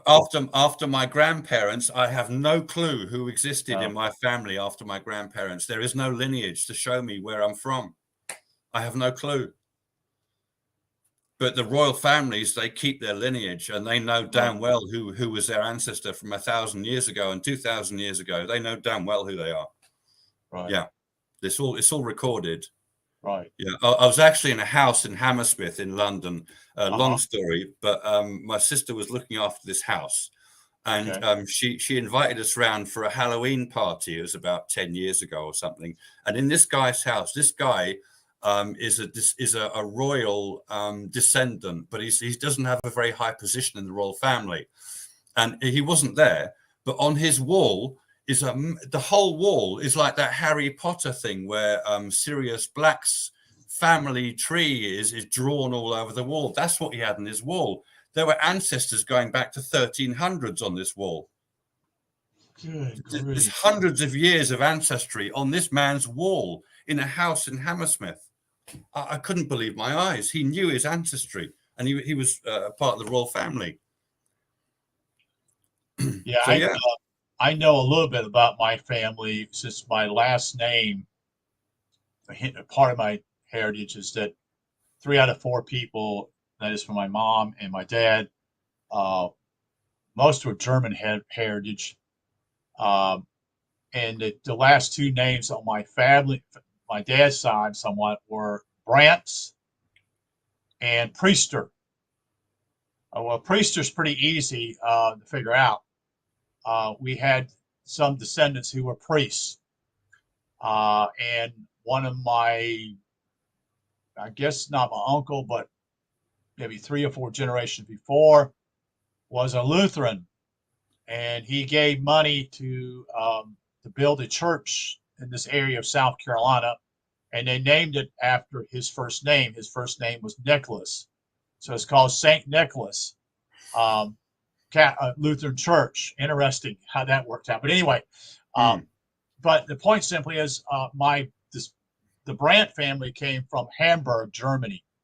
But what I understand simply is now this is going back quite a hundreds and hundreds, not hundreds, super 100 years, maybe 200 or 300 the most.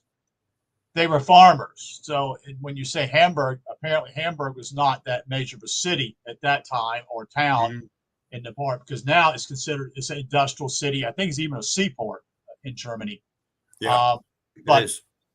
okay, so the point simply is they came here, and they came here in the 1820s. They didn't come here after 1848. The Germans came here and basically settled to a certain part of the state in South Carolina, which was supposedly going to be good soil for farmers, and it wasn't what they thought it was, and they went to further south and went to what they call bottomland, which is right on the river, which was considered very good soil because naturally all that water was bringing in a lot of times would bring other soil from other areas, which was bountiful soil. Plus, it was right on the area there. Also, it would grow crops easier. Plus, anyway, right. Got off on a tangent. We've gotten on a lot of tangents today. That's right. It's okay. It's okay. No problem. So Ankhenaki is not what we've been told is again. I think some people have said that like Ankhenaki is like some type of a group of people or aliens or something of that nature. I've heard that. Yeah, because he had Marfan syndrome. Right. So they think he was an alien, but that's ancient aliens. That's just commercial bullshit. Right. I kind of figured that. Yeah. But that's what sells, my friend. That's what sells. Yeah, it sells. It sells. That's right. So they say it. Yeah. Right. So it's all nonsense. Yeah. I'm trying to think of the writer. There's another writer who is. I think he was Russian, but I can't think of his name. But he's one has written. He's dead now, but he wrote some books about what it was like in the past. It was a history, so to speak. And I can't. It'll come to me sometime, but I can't remember his name. But he was a Russian writer. And also anyway, we've got so we haven't talked about the book of Revelation somewhat. We've talked about the Old Testament, Holy Grail, the Ark of the Covenant. And we haven't talked about the book of Revelation or Revelations itself.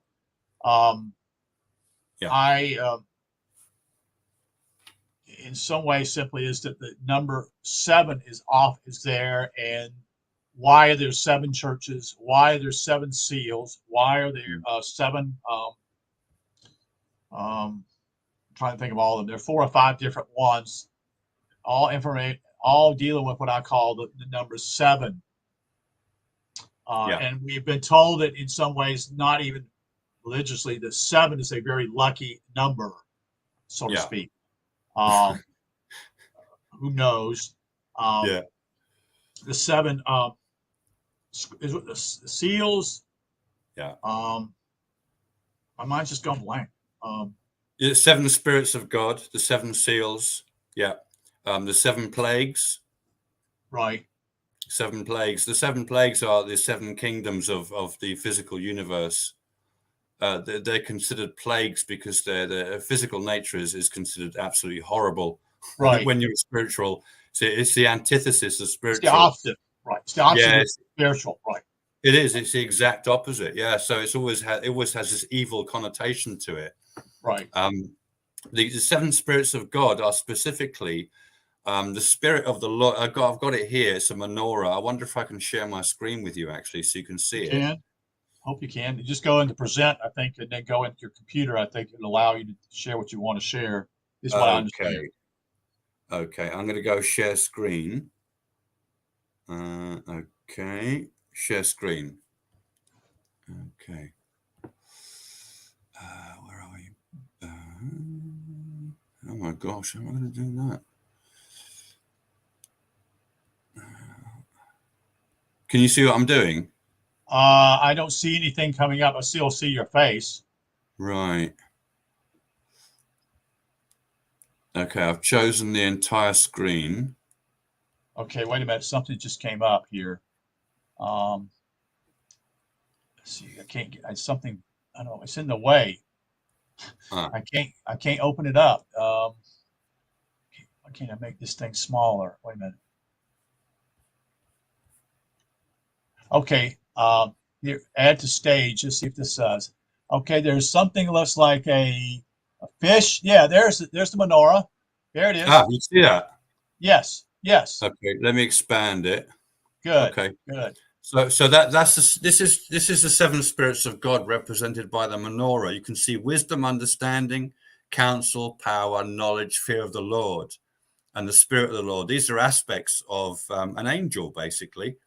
So it's a complete view of an angel. But why fundamentally 7? Right. That we have to go. Bizarrely, the answer to that is found in mathematics. And that might surprise people greatly. It's That actually surprised me for sure. Yeah, it's in mathematics. You know that torus, the torus Yeah. shape, a donut Yes. is a sphere with a hole through it. Correct.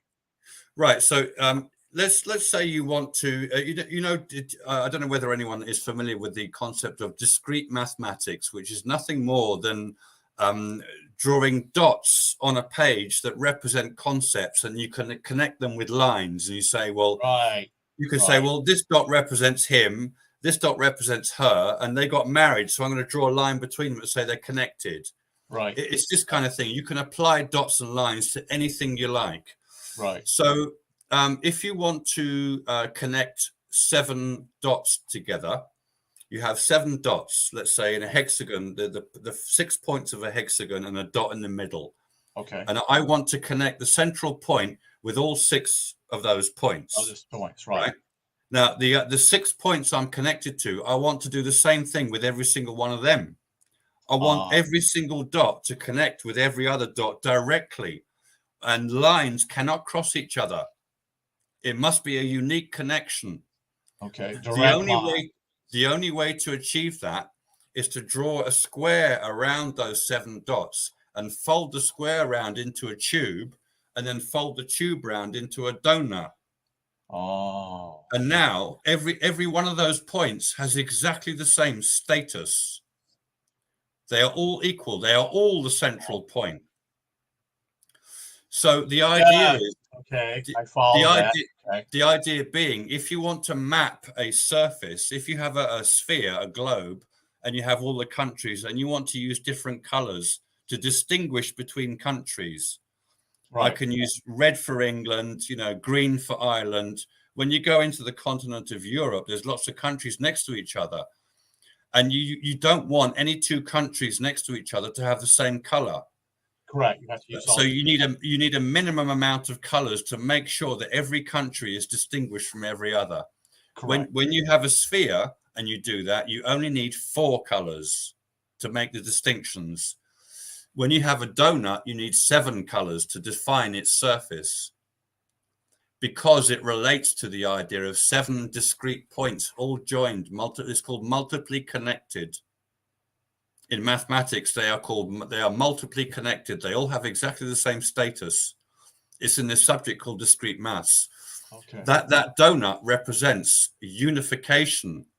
It also represents discrete continuity, which is immediately applicable to nature.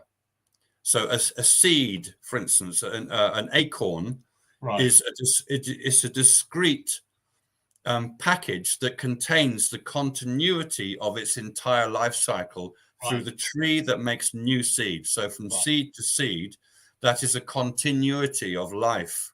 Like us, we have a continuity of life, and we are a discrete entity. Right. So a donut is discrete continuity. Therefore, it's a completeness.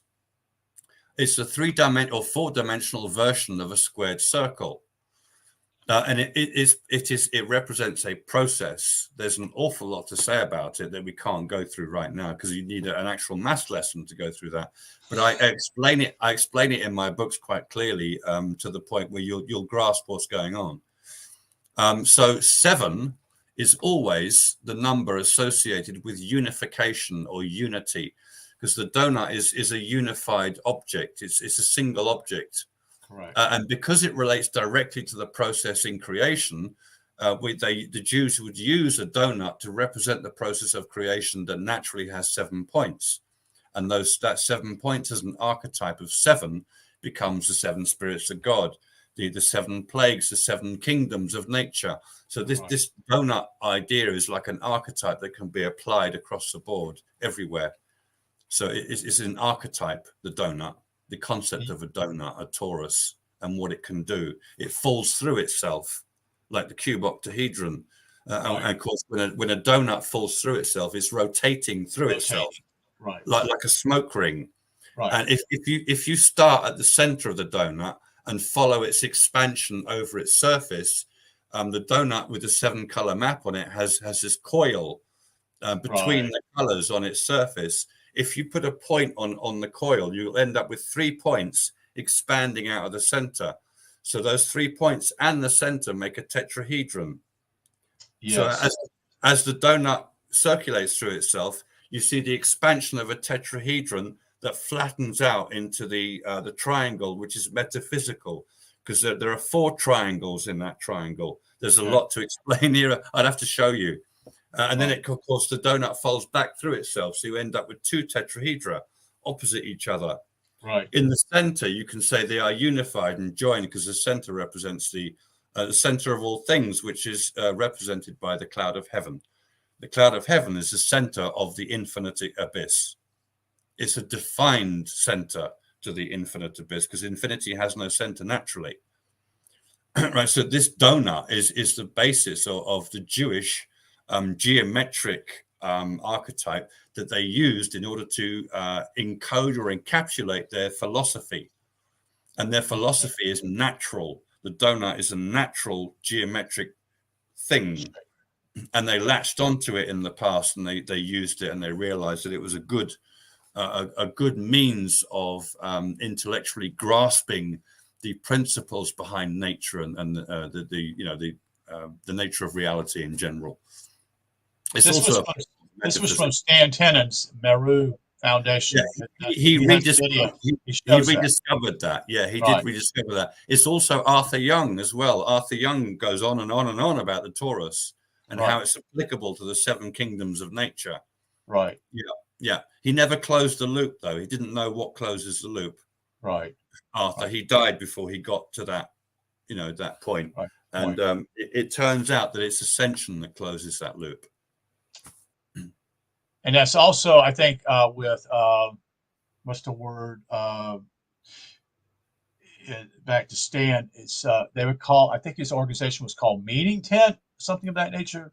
Like that's the meeting tent is it's a tetrahedron as a frame, because the tetrahedron represents metaphysics. It has 4 points, and metaphysics is 4 issues. There's 0, 1, infinity, and the cloud of heaven that joins the 0, 1, and infinity into a unity of 4. So that would be the tetrahedron. And of course, from 1 point, it's like saying from the 0 point, from Zep Tepi, the expansion of the universe occurs. But we can represent the expansion as the donut that's exploding out of itself before it comes back and contracts back into its own center. What was that? Yeah, Steve had a is it called a trapezoid or something? What was it called? He, on one of his videos, he asked you in a video, what is this? He had some type of thing. I guess he got it from Stan Tenet's site, bought it or whatever, It was a geometric shape or something. You may not remember that. Specifically, I don't know. No. I'm trying to remember, but anyway, that's what I'm trying to connect. But back to the whole idea is the Jews use 7 in a way to demonstrate certain things and how they share things to others, especially with themselves. Is that correct? They realized that they could encode or encapsulate their philosophy in geometry. Okay. Because their philosophy is supposed to be the natural philosophy, geometry is logical and natural. So the 2 things must coincide, and they do. And therefore, they thought, well, we can use geometry to encapsulate our philosophy and record it and sustain it. Okay. All right. Instead of just having words written on a page, you now have a geometric idea. Unified deal here. You got everything unified, and it works together. Yeah. Right. And if you follow the surface of the donut, if you follow the 7-color map, you end up with a spiral. If you look at that spiral from different angles, you will literally produce the letters of the Hebrew alphabet and the Arabic alphabet and the Greek alphabet. In fact, any sacred alphabet is made from the donut. That's on Stan Tenet's website called Meru, MERU Foundation, and it's on a video. It's meru.org, MERU.org. Yeah. Okay. MERU. Yeah, it's the Meru Foundation. Yeah. Right. And this would be Stan Tennant who would be teaching. He'll be a video of him. I remember seeing this probably a couple of months ago, watching him because he had this little cat which told me he was a Jew. Yes. Um, it's interesting. It's kind of funny how he tried to keep it, off. I don't know. It's kind of funny. But anyway, he was teaching, I think, out at one of the Western universities out in California. I think he was teaching at, I want to say Stanford or somewhere of that nature. So May well have been. he was a very smart guy. But he's Yeah. also the one who discovered the what is written in Hebrew also to do with the numbers, because they represent numbers. The letters represent numbers, which most people are unaware of. That's right. And you share that in one of your books. I think it's in the Ascension book. Yeah. In fact, the text of Genesis covers 50 chapters. 50. Exactly 50 chapters. 50. And the number 50 refers to the letter Nun or N. Nun, right. And nun means fish. Fish. St. John in the abyss, anyone who ascends, who becomes John the angel, is a fish in the ocean of the abyss, the infinite ocean. So Genesis ends with ascension. And there's a thing in Jewish tradition where if you make the 49th yourself, God will give you the 50th. In other words, God will give you ascension. If you make the effort to raise your consciousness to the level of divinity by understanding more and more and deeper truth, God will ascend you as a result. See? So Genesis has 50 chapters, 50 on purpose. On purpose. Yeah, Genesis is a cycle. It goes round and round in a spiral, actually, because every time it tells you something new. It goes around the kingdoms of nature 50 times. 50 times across the book, Yeah, I was thinking of something that Steve asked you or said something, and now it dropped. I forgot that.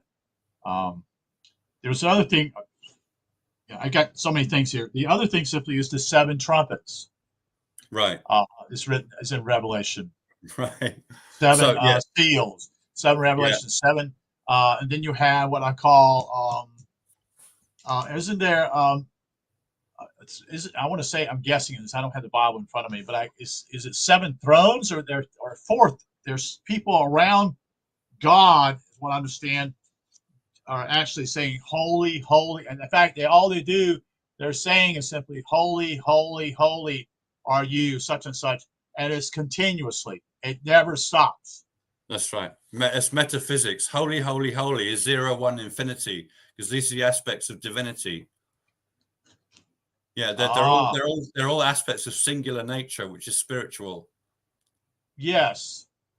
You have in your drawing in there, you have looks like someone, a Hindu, and you have I guess it's a man, and you say it's a singular person. Who is that? Do you know what I'm speaking of? No, not offhand. Oh, I was trying to. It's like dealing with samadhi, and there's this person's become illuminate, and he's gone back or whatever. I guess basically, I gather it's a singularity figure of him, and I see it in your book, and I want to always ask you what is it about, but I don't see it right here in front of. Oh, here it is. I don't know if you can see it here. You use this particular. I'm going to try to see if I can get it up here. You see that one on the left? Is that Hindu there? What is that? And you represent that as a singular precision, meaning that this person is illuminate. Is that correct? That represents you, that person. I'm showing that represents you. And it's simply there are actually 4 drawings of a person like that. And I've chosen one of them because he has a spiral coming out of his navel that goes round and round. And the planets are on the spiral, you notice. Right. So the 7 planets, that's alchemical. That's an alchemical drawing. But they're also, with this particular, just what I showed you, in a larger thing, it shows here, there are words on here also stating this. You see what I'm saying? You see on this book here, down here, it's like singular. There's a word you write there. I don't have it I know it's in a larger piece here, but it's words that say something about being singular. As well as I recommend. Yeah, And that there people have used the symbol for something else, which is kind of scary. right. But they have adapted this for something else to be shared, such and such. Notice one of his arms is pointing up, the other one's pointing down, just like the Right, right, magician. right. Like That's the what I guess what I'm magician. speaking of. Right. Yeah, like the magician card. Same thing. Yes, But I don't know whether you're familiar with the Freemasons' Baphomet. I've heard of Baphomet. Yes, because it's You- the same thing. There's it's one a left. Right. that's right. George Washington as well. Yes. One arm, Yes. one down. One up, one Right. down. Yeah, Right. they're highlighting two Sephirot on the Tree of Life that says wisdom and understanding, as far as I remember. Right. I see So, that Mr. Mizda is here. Hello, Mr. Mizda. ah, He's I know he's Mr. been on. Mensa. I know I watched some of Steve's videos, and he's been there. So Yeah, yeah, he's a great instead of him, guy. we'll have to rewatch what I missed. So Right. so again, back to the deal with Revelation. Simply is the seven seals, the seven trumpets, and the seven churches, the seven candlesticks. I think seven candles. I think also. Yeah. But you give an illustration with the menorah is, and I think is key that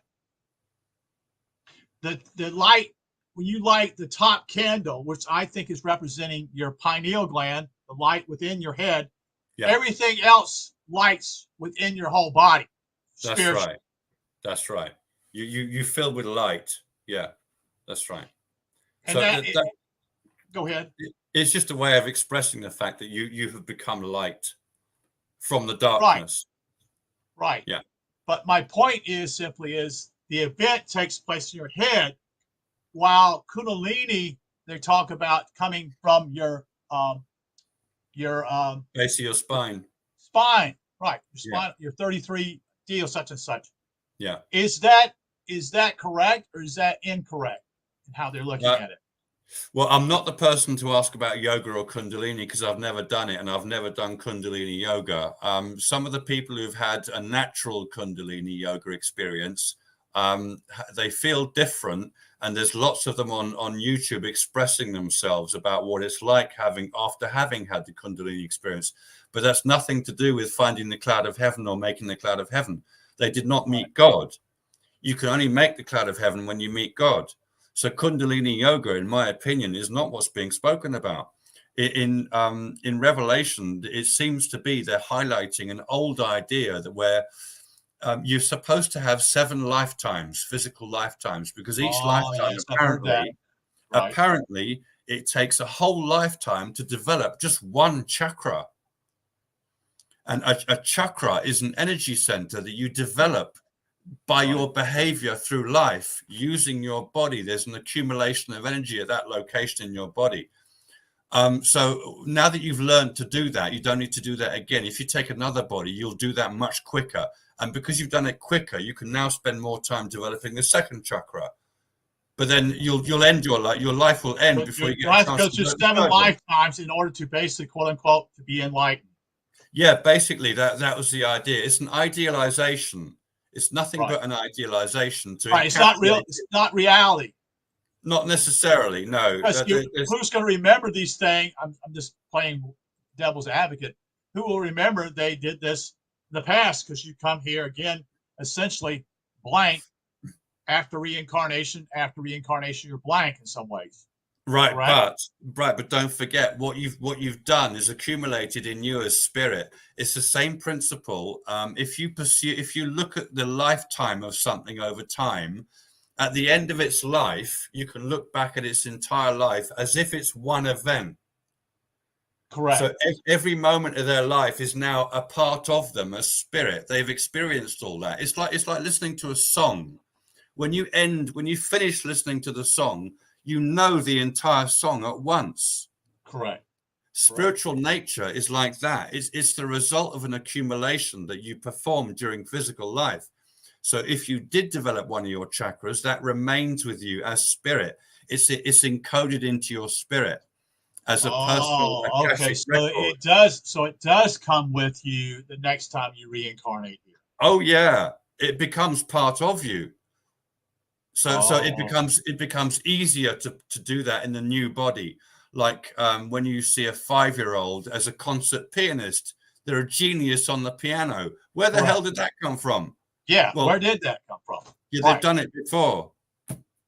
Oh, They just okay. remember Yeah, quicker. this classical illustration would be Mozart. He would play these piano, and it's like, where's this guy getting this stuff? He's like a 7, 8 Yeah, year old kid or whatever. He's playing a that's right. piano that That's right. I'm 40 or 50 years old. I can't even play what he's playing, and it's like angel music, so to speak. Type Yeah, of thing.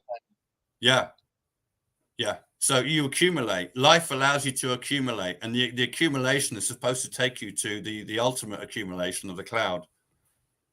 Yeah. Okay. So that's what they're talking about in Revelations. They're saying you need to develop these chakras, and they develop it by your behavior. So in the churches, he's saying, please don't waste your time with sexual deviance. Right. You will lose your energy. You'll waste your life if you do that. Right. Contemplate truth, and you will develop an accumulation that is useful for you. These chakras accumulate, and you can only open this one once you've developed the first 6 before it. Ah. Okay. Sweet. Okay. That is based upon the perspective of the Kundalini. Is that correct? Or is that based No, in upon? my opinion, that has nothing to do with Kundalini. Okay. Kundalini is simply an energy that rises up on your spine. I think people have mixed it together with this idea of the chrism oil, because Yes. Yes. everyone who talks about chrism oil doesn't they talk about it like it's a mechanical They talk process. about it's mechanical. Correct. Right. There's nothing mechanical about meeting God. It's spiritual meeting God. It has nothing to do with mechanics or physical nature, meeting God. Mr. Menza has a question here. He says, many teachers talk about getting back to pure awareness and realizing all being one consciousness dash being a road to enlightenment. Question. So that's the question he's asking. Yeah, we're all one being. There's only one being. Spirit, because spirit is singular by nature. There's only one spirit, and we're all a part of that one spirit we call God. There's only one person in existence. That's Right. it. There is nobody else. There's nothing else. Right.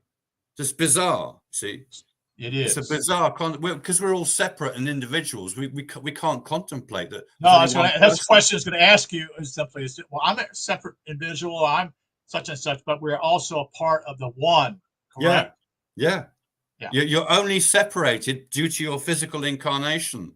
Your uniqueness as a physical being is the only thing that gives you the impression you're somebody else. Yes, which is a outward manifestation of physical. Yeah, God is everyone in the universe, the Right. entire universe. Right. We're all one being. That's why we can relate to aliens, because they're the same being as us. There's no distinction. Their physical body is different, but that's all. Right. That's it. And I Yeah, know that you were, anyway, kind of got off yeah, the tangent here, but anyway, just uh, see what, and it's basically we've been about almost not quite 2 hours, almost 2 hours here, so I don't want to keep you too much longer. sure. But I want to make sure I understood this correctly because I'm a little confused. Yeah, When I think about the menorah, and I'm not thinking about chakras. That's just something phenomenal that suddenly it's become the last 30 years mm, or 25 years. Suddenly it's become a big mm, deal. People talk about this, yeah, which I think a lot has to do with the influx of Eastern thought into Western society. yeah, Okay. yeah. But where did this idea with chakras come from? Naturally, I'd say East, but is there a particular um, country or belief system? Does this come from the Hindus? Does this Yeah, come from the Buddhists or yeah. whatever? The Indus Valley it comes from. Yeah. The origin, as far as we know, is the Indus Valley, which is the origin of the people from India and that part of the world. Yeah. So let me ask you another question. Is Tibet, it is also considered a spiritual center, so supposedly, Mm. and I think that's what we think. And that's also what Hitler supposedly his people went there to find the That's right. Aryans or whatever. which is That's right. maybe that's might be a tangent, but what I'm trying to say simply is because I don't know a whole lot about Eastern religions myself. Mm. So so I'm trying to think it simply. I know that simply where did the Buddhists come from? We know that also Bruce Lee was not a Buddhist. He was a what was he called? A Taoist. Taoist, right? Yeah. Right. Yeah. Which is not is that's not from India, is it? No, That's from that's China, China. is it? Right? China. China, right? Yeah. The Chinese. Confucius and all that, all those people. Yeah. Right, right. Yeah. He quoted Confucius. Yes, there's a. In fact, you have a character that's played in the movie. It looks sort of like Confucius. You know, he's got a beard. He's older Right. looking. Whatever. It looks like he's a wise man, such and such, Yeah. not a movie, but a show he was involved in. So, Yeah. so Yeah. I think what you did. I want to go back to this here, back to the cards, um, and just reiterate that basically you do an excellent job in pointing this out in one of your books. You The talk about Revelations of the Holy Spirit. Yeah. yes, Every chapter in Revelations relates to a tarot card. yes. What I was trying to remember. Yes, because I was reading the Revelations here probably a month and a half ago, such and such, maybe longer. I went and bought your books because I went to the library and took them with me and read them at a library where I live at here, not far, 4 or 5 miles away. So I would not be disturbed. So I could just go there and be by myself in this area and just read these books and not be bothered by anything, supposedly. And because either a phone may ring here or I have to deal with something else. All kinds of things happen that kind of interrupt you time wise. Yeah, sure. But I thought that, if anybody who's actually shared the information about this, and this all goes back to also the book on, what's the book called? Yes, the book called Kabbalah. Yes. Yeah. And I think this is an excellent book. This is like it's a beginning. I say it's a lot. I say beginners, but for me, it's a beginner's way of understanding things. Yes, that's right. It's a fantastic way to do that. A brilliant book. And it has what I call, it has classical pictures in here, such and such, showing certain things and describing these things. I was trying to think if there's another particular person where you're at. Yeah, Mr. Menza said, amazing to see you both brighten up my day and looking forward to rewatching the stream. Much appreciated. Well, thank you, Mr. Menza. I'm saying that. So,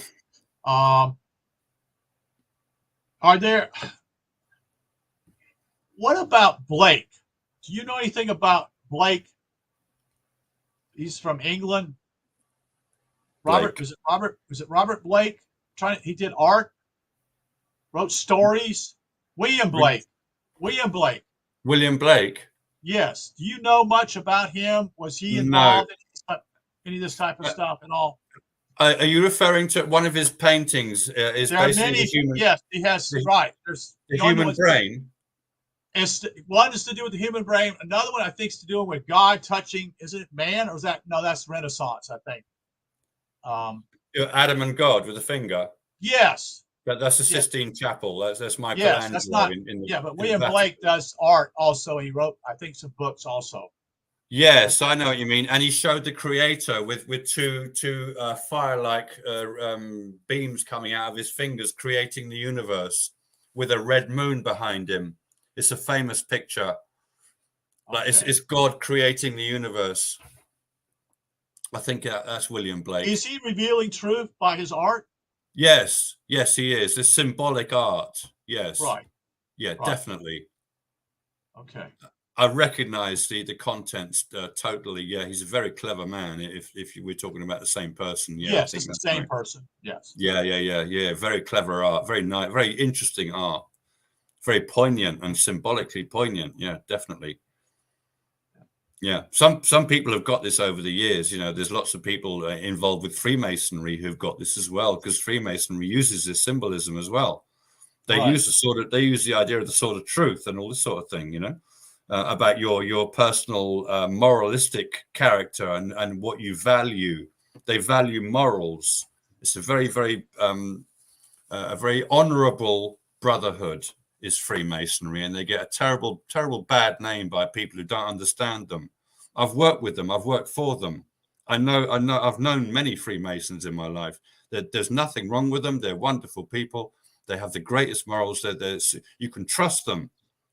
That's the great thing in Oh, today's so world. I You can have to trust I the have to Freemason. say I was wrong because I kind of went on that stream simply seeing these people as like um, Conspiracy. Morals and Dogma by what Albert Pike. Albert Pike, yeah. That's going back a while though, and people thought slightly differently then. I don't know whether he was a bit arrogant, maybe Albert Pike. You could become arrogant to Right. some extent. If you go to the 33rd degree of Scottish Rite Freemasonry, you can walk around thinking you know everything or more than Right. anybody else. It can go to your head. I don't know whether Yeah, that's what yeah, Albert yeah. Pike has done. You could be to the point so if you see yourself superior to others, and so Yeah, yeah, you could do. Yeah, you're not supposed to, but it's no, natural. It's quite natural for a person to behave like that, you know. yeah. Sometimes what I would call oh, what's the word? I got more. Well, even the Bible warns about that. Be not Mm, arrogant, because mm. because you're gonna fall, Yeah. type Oh, of thing. yeah. That's right. Remain humble. Yeah, because Right, anything can happen. Yeah, right. yeah. So, um, I actually better go, Brent. I was gonna say, yeah, It's we've been here 2 3:15 here. hours, so That's we right. didn't get. Um, the whole idea was that my yeah, I think yeah, Mr. Minson says be humble. Um, Let me ask you another question, and then we can talk. Are you available tomorrow? No, not tomorrow. I'll be busy tomorrow. Okay. Not from work, but elsewhere. But next week I'm back to total normal, so I'm not covering anyone anymore. So I've got more time next week. So Monday, Tuesday, Wednesday is not good because I do the afternoon and evening. Okay. Thursday, Friday I'm off. So Monday, Tuesday, Thursday, or Friday. Well, I don't have to work next week. I work this week. Maybe we could schedule something for next Monday, but it's going to be my time changes here. So what's going to happen here? We're going to see spring forward, fall back. So we're going to fall back. So it'll be instead of 4 hours, it go back to 5 hours again. Right. So Okay. so for this whole week, it's only Yeah. been 4 hours, and then Yes. and then it's going right back to 5 hours.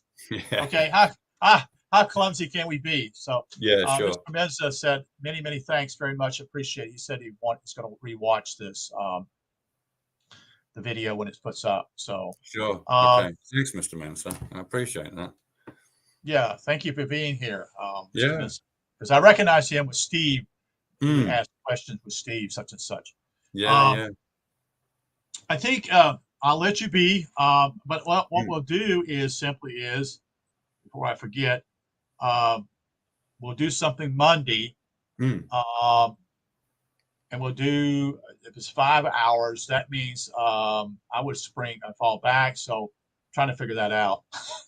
So your 9 o'clock in the morning is going to be my 2 p.m. then, isn't it? In that It's going to case, go back to that because I think that's or is it going back?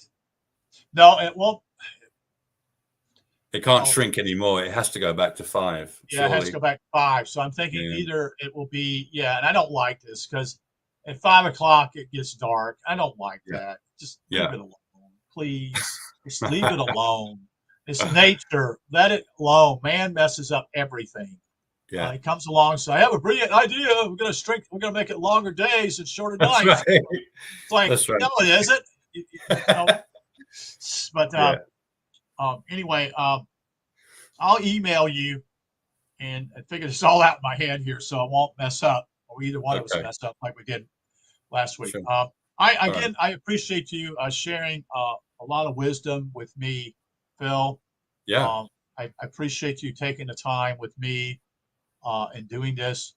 Thank you, Um, man. Thank you. you I go and listen to these. That's why I record them on my iPad so that I can Mm. go put them in the bed with me. Yesterday, I actually fell asleep in my room. I shouldn't say that, but I'm saying it anyways. The truth Mm. is that I fall asleep sometimes. Well, I didn't remember. I told you I woke up at 3:30 these Mm. nights. I fell asleep. But anyway, I have this iPad next to me in the bed, and I listen to it before I fall asleep. And sometimes Right. I fall asleep, and then they're still playing. Yeah. But I have it here in a way. In a way, it doesn't mean it's boring. It's just simply I'm tired. Uh, Sure. but I'll get back with you and include that. I'm glad that we understood how to do the share the screen here. That will Mm. be more helpful. Yeah. Um, and we can do this if you want to. We can do it all next week, type of thing each day. Mm. And if you Mm. want to do it just an hour a day, just tell me. We won't go Yeah. that Yeah. long. Sure. Okay. I It don't want to. depends. I don't want It to just continue to dominate or whatever. just I'm no. just. I feel like as though I'm a student to you in a way, Yeah. trying to figure this whole thing out. Sure. Yeah. Okay. And I You'll and get I there. You get and there. I ask personal questions because frankly, I don't know. I don't know a damn thing a lot of times. So I ask questions to find out more from you to Yeah. try to Yeah. figure these things out. Yeah. Because I remember Absolutely. you shared it. And I'll say that I remember you shared with me after you ascended. This has been a progression all in your life, such and such, since the 9 years have happened. You continue to glean and understand more and more. So you Yeah. actually share more as you add each book, so to speak. That's right. That's right. Yeah. And They will you tell develop. people? I'm sorry. Go ahead. They're just to say they develop. Yeah. So this last book is the best book I've written. Okay. Yeah. And will you share where you can go to get that particular book? Yeah, on YouTube, just type in Phil Langdon, my name, and you'll find my channel on YouTube. And you just scroll down, and you'll see some free downloads, and you'll see the Cloud of Heaven free download straight away. It's right at the top of the page. Okay. All right. Yeah. Again, Mr. Menza said one more thing. He says, great to see you both. Have a great rest of the day. Discerning what is true. Can you post what your next Phil's talk is going to be? The thanks. Well, I don't know what I'm going to talk about. I have all many things. We go all over the place, Mr. Menza, Right. Yeah. which is in some ways good and bad. But again, like I said, I have questions that rise from my head and da da da da. So a lot of times they'll come from I call comes from a more of a spiritual deal. Sometimes Mm. not a literal perspective type of thing. So, but anyway, Mm. thank you, Phil. Have a great day. My Uh, pleasure. Thank you. Thank you for your time this week. Thank you for So your we did time as we well. did three of them this week, which is good. Yeah. Monday, Wednesday, and Thursday. Yeah. So look forward to talking to you next Monday. Okay. Okay. Yeah. Have a good All right. weekend. Okay. Take care, Phil. You too. Take care. Thanks, Brent. Thanks Bye everyone bye. for watching. Bye bye. When, not what. The win time, I'll reveal that on my channel, Mr. Menza. It will be next Monday for sure. It'll be in the morning here in the United States. Um, it will be they're on my channel. We've already done two videos already this week. One was done on Monday. One was done on Wednesday. My channel is Discerning What Is True. That is on YouTube. I'm also on Facebook with my name, simply Brant, B-R-A-N-T, Hunt, H-U-N-T. And I'm also on another channel. I'm trying to think of the name of it right top of my head, which actually shares also. It's not Rumble. It's something else. But anyway, those two will tell you basically YouTube and Facebook. Those are all live, and then I record those audios and basically I can share those later on. So, okay, yeah, thank you for being here again. Hopefully, you'll be here Monday and we can talk. I think we're going to try the same time. It seems to be that's a space time for him in the afternoon. So probably from like his time being 1 o'clock to basically to 3 o'clock in his time. But I, with it going back to 5 hours, it'll be no longer 4 hours. So it'll be I think it's going to be 8 o'clock and being 1 o'clock my time, or 9 to 2. So it's either going to be 8 a.m. I start or either 9 a.m. here on the Eastern Coast. So, okay. So I thought I'd just clear that up. and then I'll post that also when I share this also. Okay. Thank you. Have a good day, Mr. Mesa.